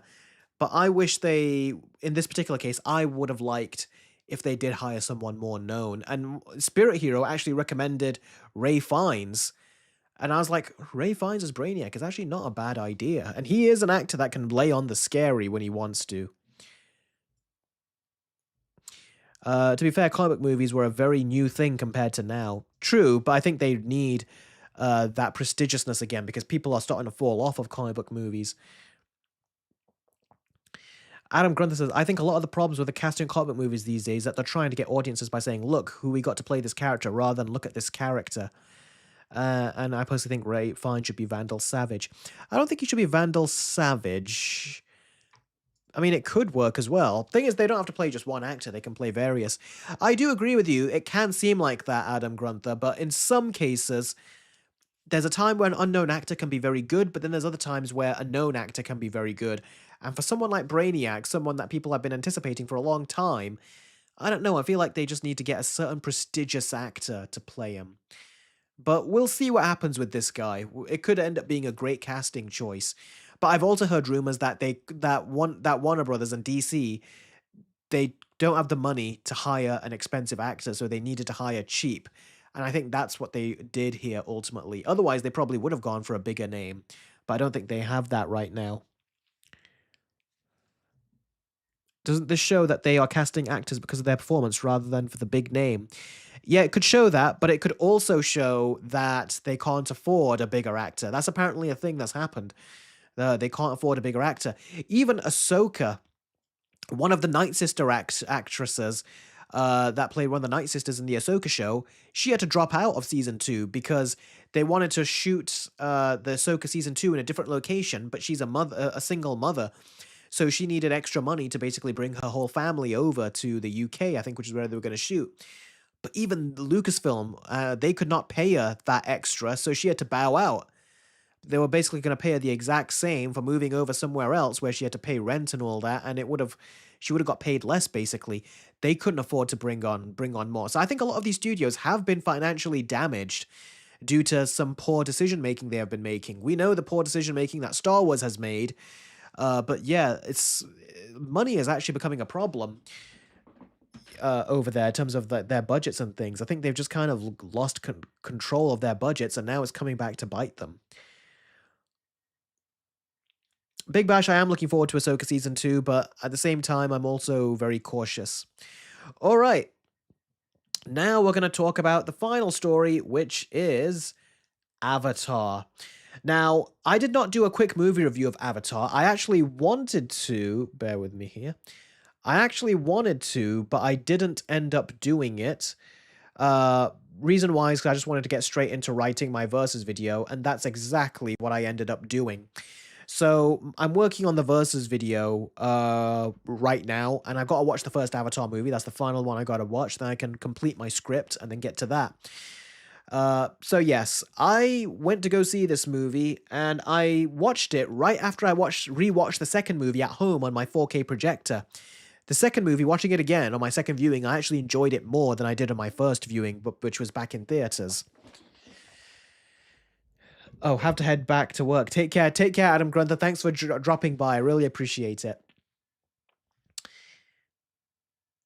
Okay, so yeah, so what did I think? Basically, I want to just talk about what my thoughts are on this movie, but I'm not going to let you guys know which movie I think was better of the three. That will be for the versus video. But overall, oh, Fireboy's leaving. Take care, Fireboy. Thanks for joining the stream. Okay, so overall, what I thought of this movie, I liked it. I had fun with it. I thought there was a lot of great, as always, great visuals. There was great action in the movie as well. The visuals and the action really did come together incredibly well. I mean, this is the first time where you get the Na'vi fighting like another tribe of Na'vi. But in the second movie, they team up with another tribe. In the third movie, they're actually fighting another tribe, the Fire Nation type here, as you can see. They're fighting them, and it was interesting in the big battle at the end to see the our Na'vi fighting the evil ones, and that was kind of fun and cool. It was different, and it's the first time where I'd say it's a double-edged sword because the first time where I was like, okay, who's fighting who? Like, it was a bit hard to keep track of which Na'vi were fighting which Na'vi, especially in the air when there was just so much people. And also, especially because I was wearing the 3D glasses, and when you wear 3D glasses, you get the 3D effect, but it's hard to keep track of fast-moving images. So that made it a bit tricky for me to keep track of who was who, if you know what I mean. But yeah, I hate anime. Yes, we are allowed to talk about spoilers. Uh, but yeah, I had a very good time watching the movie. I thought the action was great. I thought the visuals were great. The story was quite thin, but I was able to kind of like give that a pass because I did not expect this. But the third movie continues right from where the second film left off. So you definitely want to make sure you've seen the second movie before you go to watch the third film because literally right where the second movie leaves off, this movie continues. And I really liked it. I liked I liked her plot hole after rewatching it again. Oh, interesting. Uh, Let me know what that plot hole is because haven't caught on to it if there is. But yeah, I thought it was very interesting. I thought surprisingly, what really makes these Avatar sequels good to me is that the story is thin, but the characters is what keeps you watching. Amazingly, the movie doesn't feel like it's over 3 hours long. It goes by very quickly. Even my dad said the same thing. I said to him when him and my mum went to go see it. I said it didn't feel like 3 hours, did it? And they go, no, it didn't. So that means that is nothing. That is you could say nothing but praise about something like that. A movie that is over 3 hours, like three and a quarter, uh, and it feels like it's nowhere near that long. It means James Cameron's got excellent pacing in his films. And visually, it was stunning. It was beautiful to look at, as always. And yeah, it was. I was surprised at how much I enjoyed it because before, a couple days before watching it, when I knew I was gonna have to watch it in a couple days, that same week I was not looking forward to seeing it. I was like, oh god, I got another 3 hour, 15-minute Avatar movie to watch. I'm not looking forward to this. But then when I saw it, I actually had fun. It was fun. There was some interesting character arc stuff going on, in particular with the Colonel. This is the first movie where it felt like you were starting to notice some interesting things happened with him. Because he's a clone, and Jake tries to appeal to his clone side by saying, you can live a life of your own, or you can try to carry out the mission of an angry man who created you to basically just carry out his endless sort of like almost maniacal and sick like mission of revenge. He says you can either do that or you can live your own life. And the way he phrased it, it made me think, wow, if I was that clone, I would want to switch. I would want to change. I wouldn't want to do that. I wouldn't want to be, I wouldn't want to be just having revenge uh revenge off of a very bitter person that I was supposed to be. So I think it was light on story, which is a bad thing about the movie, but there was some interesting bits with the characters going on. The problem with that is that they didn't really do much more beyond that with the Colonel. I wish they would have delved into that aspect of it more. And James Cameron doesn't know if he's going to get a sequel to this, so the what he basically said is that they're going to get like he left it open. So basically, if you want, you can assume the Colonel is dead, or if he wanted to say, nope, look at that, he's still alive, he could easily say he's alive. You can take it as he's alive or dead. If James Cameron wants to make more movies, he's alive. If he wants to make no more, you can just say he's dead. They deliberately played it that way, and I think that was deliberate with the Colonel. So overall, it's not really much I want to say right now about the movie because, like I said, I'm going to talk about it properly in my verses. But it's a very basic story in terms of its storyline, and there are some silly decisions that the characters can make, but there are also some heartbreaking ones that they have to make. And overall, I found it to be very enjoyable. Third time's a charm. James Cameron still really understands how to make these movies entertaining, and I hope in the next one he'll delve more into the sophisticated arcs of the characters, especially the Colonel. But for this movie, this is the last time I think I'll be able to take an Avatar movie where he's this basic on story. I think in the next one, he really needs to take it up a notch. But I thought that the characters had to go through some really interesting, sophisticated arcs and hard decisions. But like I said, I wish there was more of it. There was a bit of that, but not more of it, and I really wish we had more of it. So yeah, what did you guys think of Avatar 3? Let me know what you thought. Let me know if there's anything you want me to talk about from the movie, and I'll describe it.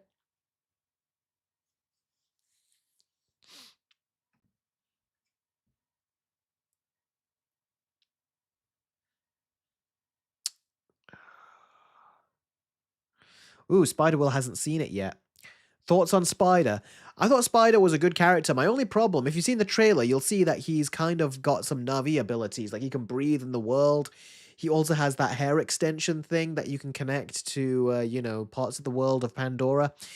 My problem is that he very quickly kind of got the hang of the abilities, which is bizarre. I didn't think he would be able to get the hang of it. You'd think it would take him a while, like it took Jake a while, But no, he got onto it just like that, and I wish it would have taken him some more time than that, really, but it didn't. So I'd say that's probably an issue, I'd say.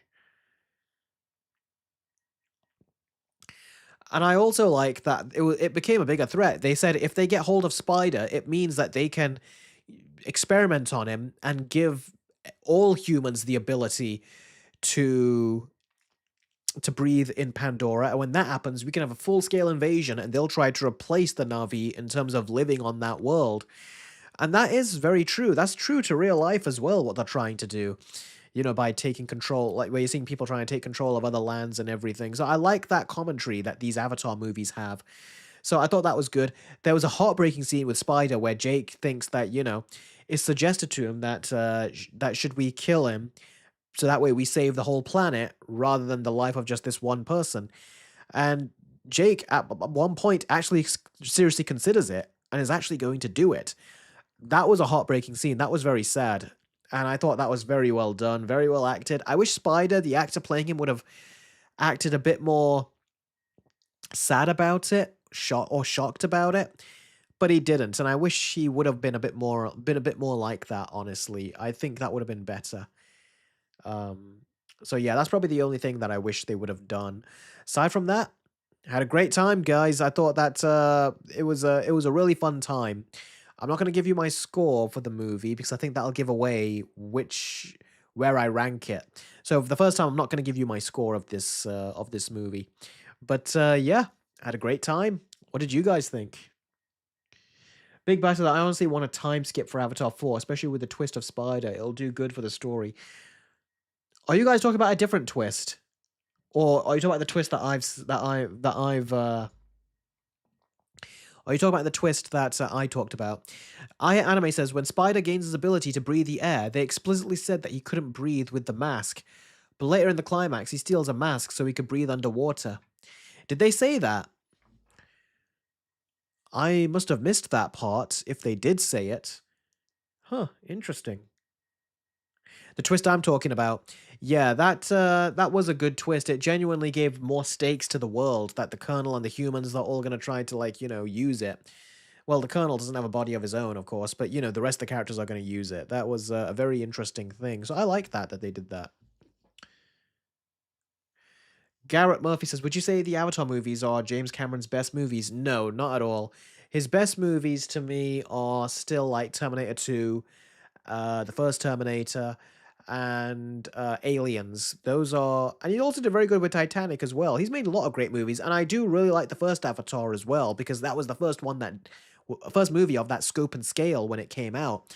And it's the only one of the Avatar movies where the story feels like it's got a lot more going on, it's more fleshed out. So I would say the first Avatar is really good, but I still think James Cameron's previous movies are better if I had to pick. G Gamers, thoughts on the Fire Navi villain? Unless you already talked about them and I missed it. I think she was a good villain, but she needed more time. It felt like there came a point where where the Colonel kind of took over from her, and I wish she would have had more time in there. So she was good for when she was there, but I think she needed more time, is what she needed.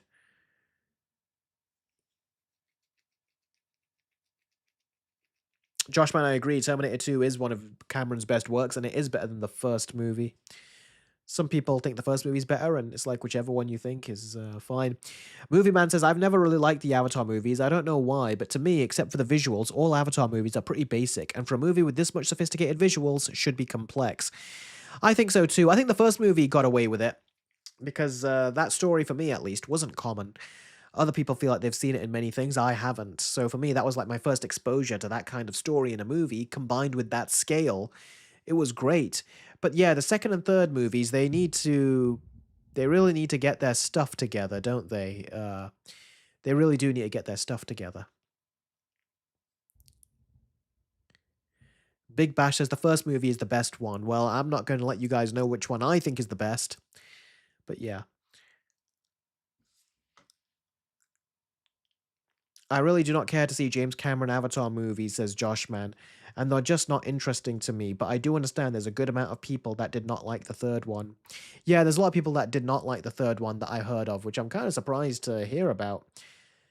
Omar says, I feel bad for Shang-Chi. He didn't get the sequel while other superheroes do. Don't feel bad for him. His movie wasn't even that great. And the fact, he was lumbered with Aquafina. They were forcing her on him, so that means that they would have to keep her in the film too, which I was not looking forward to.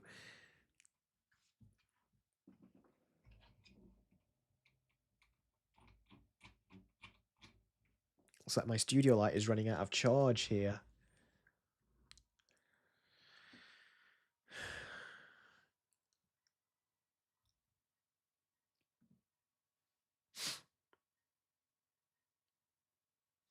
Oh, you're confused why this has a low Rotten Tomatoes score. Well, let's take a look at that, shall we? You can see here, it's got a 67% score from critics, which is from 314 reviews. So yeah, it's got the lowest score from critics. But audiences gave it a 90%. And I think audiences gave it an A cinema score as well. So audiences are still liking it, but critics are starting to get tired of it now. Wow, it's 66 now. I just took this picture today. Let's see.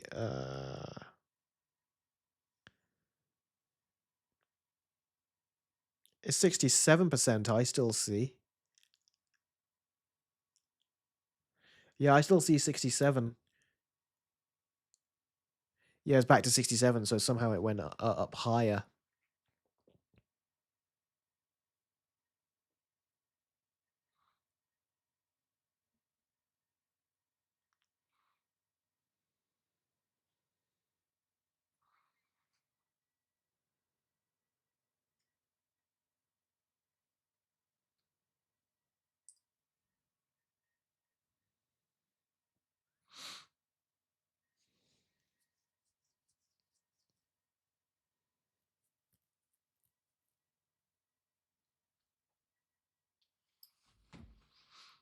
But the Avatar hype is real. I mean, both my brother and my cousins were very much looking forward to it.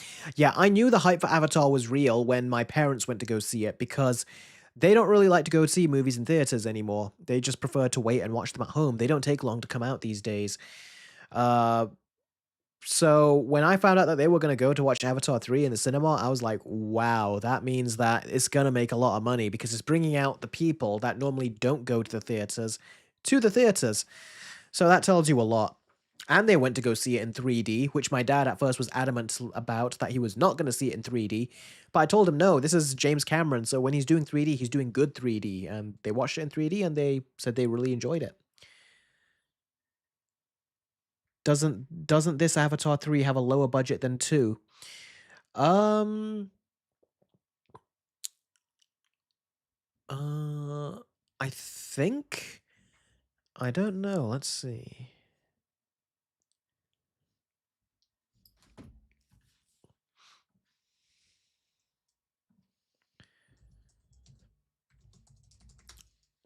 Avatar 3's budget is $400 million. Avatar 2's budget is 460 million. So, yep, it is cheaper, but not by a great deal, you know.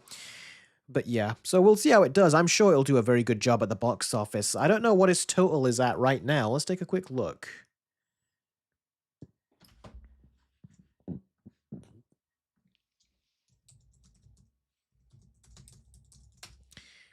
Avatar Fire and Ash.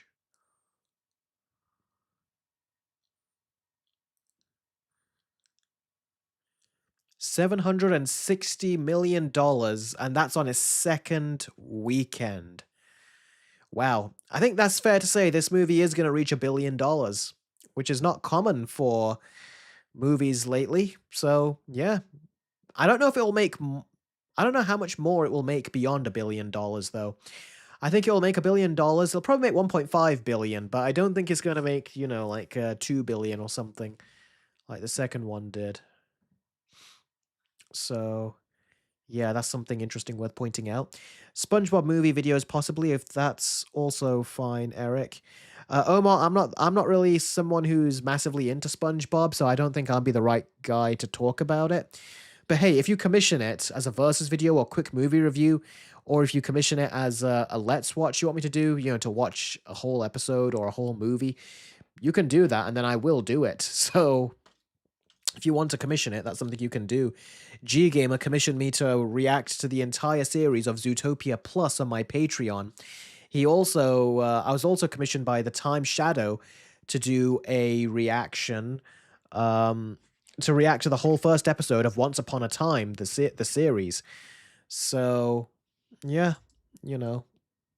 Oh, you guys can see my studio lights. Let me push that further back. So, yeah, if you want to commission it, then by all means, I will do it. I wonder which is going to do better, Avatar 3 or Zootopia 2? I think Zootopia 2, because it kind of blew up in China, so I think that'll probably do better. Eric, what do you want to see in Avatar 4? I want to see a better story. I want to see more sophisticated story. I want to see the character arcs be bigger, like go beyond what they are now, which is quite basic. Uh, that's basically what I just want to see. Better story, better character arcs. And keep those beautiful visuals coming. A new main antagonist for once. I think the antagonists they gave us were great. We just need to see more of them, I think. All right, let's get to the Q&A session then.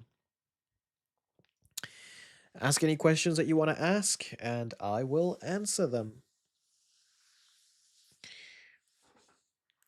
We'll have a 5-minute Q&A, and then I'm heading out. If you want to get your questions answered immediately, then all you gotta do is a super chat or a Streamlabs chat, and I will answer your questions immediately. And of course, any donations you do, it does support the channel. So,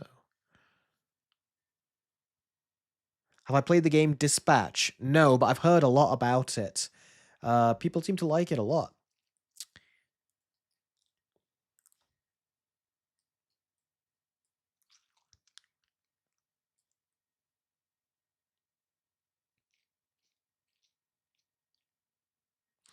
Matthew says, "Hey Eric, I'm a bit late, but what are your thoughts on the on that event?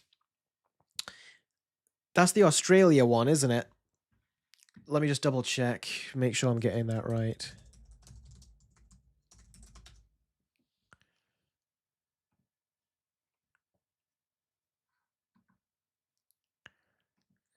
Is that the one where that Muslim man stopped the shooter?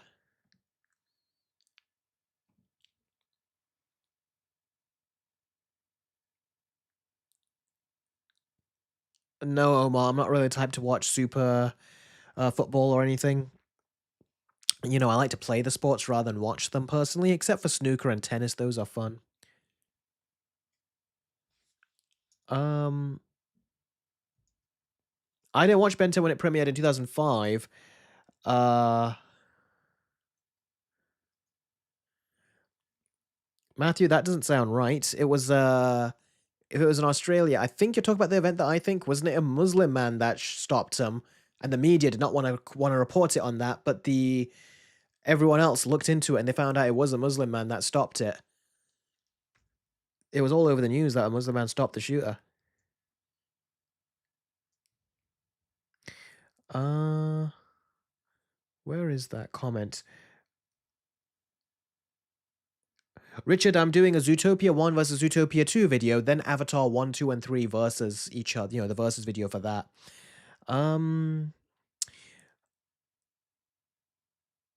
okay, one of you said, read my comment. Which one was that? Big Bashes Eric, what was it like watching Ben 10 when it premiered back in 2005? For me, it didn't premiere in 2005. It premiered in 2006, I think, in the UK. We played the online game in 2005, though, and I knew whatever this online game is, there's going to be a new show right around the corner. And we really enjoyed it. It was really cool and fun to watch. Yeah, Alita 2 is something I really hope. Didn't James Cameron say that him and Robert Rodriguez basically made a blood pact that they will like make the sequel? So I hope so.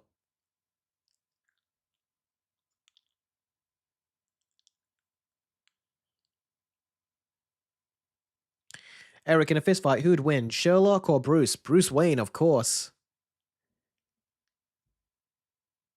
No, Matthews Club, I've not seen Banshee. That's the one with the Homelander actor in there, isn't it?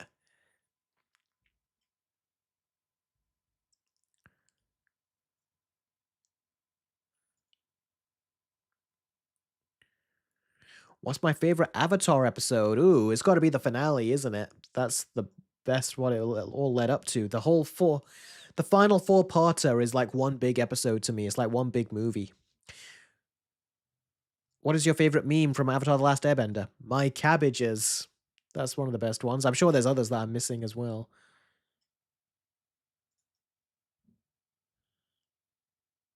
Iron Man versus Batman. Who would win? Batman, of course. He'll find a way. Eric, what's your favorite anime? Yu-Gi-Oh! Love Yu-Gi-Oh! Watched that growing up. Love it. To this day, I still love it. I also love Death Note. Death Note's great. Demon Slayer is great. A lot of great anime. I want to watch, was it Jujutsu Kaisen? I want to watch that as well. I've heard great things about it. Oh, Big Bash just finished Sailor Moon. Nice. Have you seen Berserk? I think I have when I was a kid, unless Berserk is something else. In which case I will have not.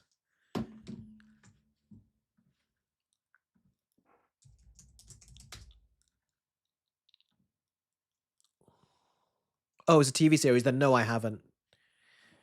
I thought it was a movie. No. No, I haven't.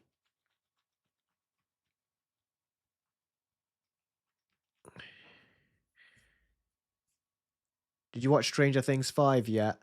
I've watched the Vol 1 already. I said that time I was doing a live stream early so I could go watch Stranger Things 5 Vol 1 with my sister. She's back home now. So she's watched Vol 2 already. I'm gonna be watching Vol 2 on my own. I'll see if I let you guys know what I thought.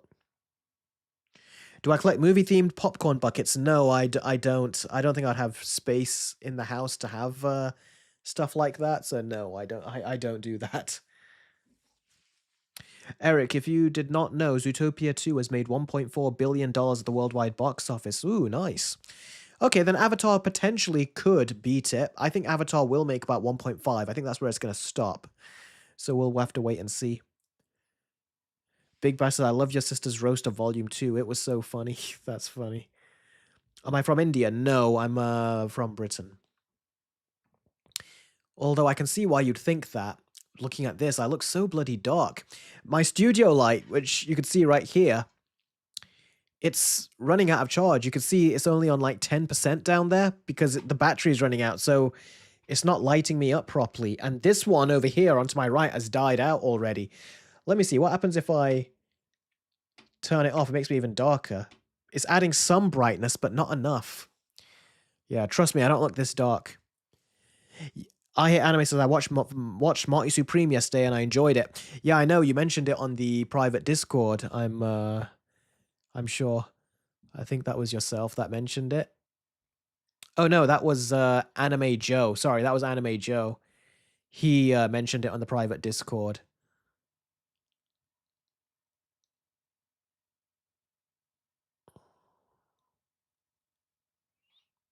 Oh, no. I just read this as well. I forgot. Taika Waititi has been cast in The Legend of Aang, The Last Airbender. Why is he in it? Seriously. Ke Huy Quan has also been cast. Oh man, Ke Huy Quan, I can see him working. Taika, I hope the Avatar guys know what they're doing. I really hope they know what they're doing by casting him because he is no good. He just doesn't know how to stop. So hopefully they know how to use him. Joshman says, Eric, when are you ending the stream? Very soon. I'm going to be ending it any second now. 4 more minutes, then we'll end the stream. So if you have any questions you want to ask, now is the time to ask it. It's 2:07 a.m. right now here in the UK. Don't worry, Big Bash. Taika Waititi is going to be reading the humor that the Avatar guys write. So hopefully they won't let him improv and they'll choose and direct him properly and accordingly. Eric, do you guys call juice squash? I heard that word used in a 2000 British show called The Robinsons. It starred Martin Freeman. We call it juice, like orange juice. I want some juice, like, you know, we do call it juice.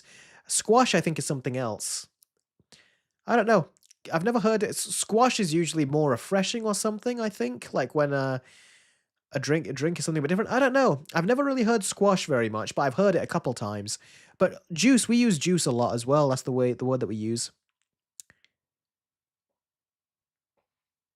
What's the latest time you've stayed up, Eric? About 4, 5, maybe even all the way up till the next morning.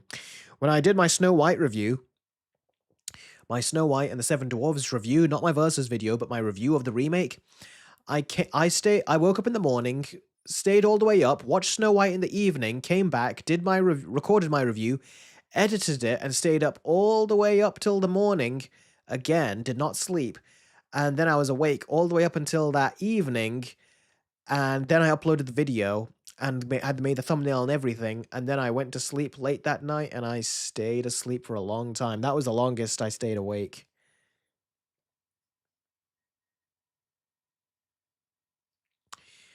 Nash says, "Hey Eric, I noticed you never made a versus video among the Dark Knight films. Yeah, I never made one with those three. I think I've considered it, but I haven't done it yet.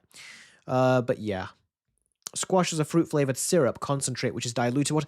That was it. Yeah, that's what squash is. We haven't got those diluted drinks in a long time, but yeah, it's basically the concentrated one, which then you dilute with water, and then orange juice is just your typical like uh container orange juice type thing. It can be fresh, it can be the more processed type, whichever. What sports are popular in the UK, Eric? Cricket, football. I said critic. Cricket, football. Uh, yeah, ultimately, those are the big ones.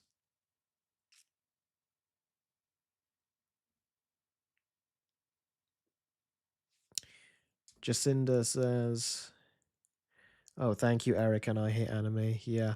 Hey, Eric, have you heard of Young Thug? I have. I haven't seen it. Movie Man says, "What happened to your review of It? Welcome to Dairy." I'm still reviewing it. I'm still doing that review.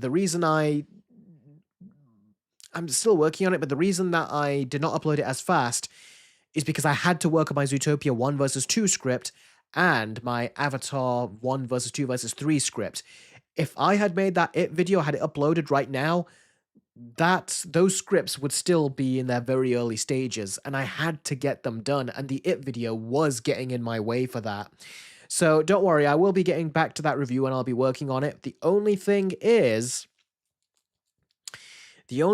sadly, is that the videos get copyright claimed. Unfortunately, all of them except for just one of my "It Welcome to Dairy" reviews has been copyright claimed, and I don't get any revenue from it. So I've still, and in spite of that, I've still been making the reviews every week to a couple of weeks because I know you guys really enjoy them. So I'm doing the same now as well with with those reviews. With the review of the finale. But I hope you guys enjoy it. And of course, if you can, if it's within your means, please do consider supporting me on Patreon because, like I said, I didn't get paid for any of those. And, that did take a hit on my revenue coming in for the month. So, for the last couple of months. So, yeah, any help you can do would be greatly appreciated. If you can't, then just feel free to make sure that you always give my videos a thumbs up and you share them as well. And subscribe if you haven't as well, of course. That's always definitely a big help. How differently history like the Revolutionary War taught in the UK, Eric? I don't know because I've been homeschooled, so I can't really say how different they teach you. I'm the wrong person to be asking. But yeah. All right, guys, this was a great amount of fun. My battery's dying out on my lights, and I have to get ready to do some editing and then get some sleep. So huge thanks to all you guys. Love all of you. Had a great time chatting with you. Be sure to donate and or support me on via Patreon, and especially this perk, because if you do this, you get to gain access to my private Discord server, as well as gain access to all these perks, and you get to join our private watch parties every 2 weeks on Discord. And we're going to be doing one more Christmas watch party next week, next Sunday. And I hope you guys will be able to show up to the watch party. And I hope you become a part of our Discord family. There's about 20 of us right now, and we're still looking for plenty more people to join. And of course, anytime you join, it all goes towards supporting the channel. And I'll get to speak to you live as well. So if any of you are interested in that, be sure to head on over to Patreon. And yeah, if not, I'll see you guys in 2 weeks on another live stream like this. So thanks guys for watching. Really appreciate all of you. Love all of you so much. And I'll catch all of you very soon. Take care.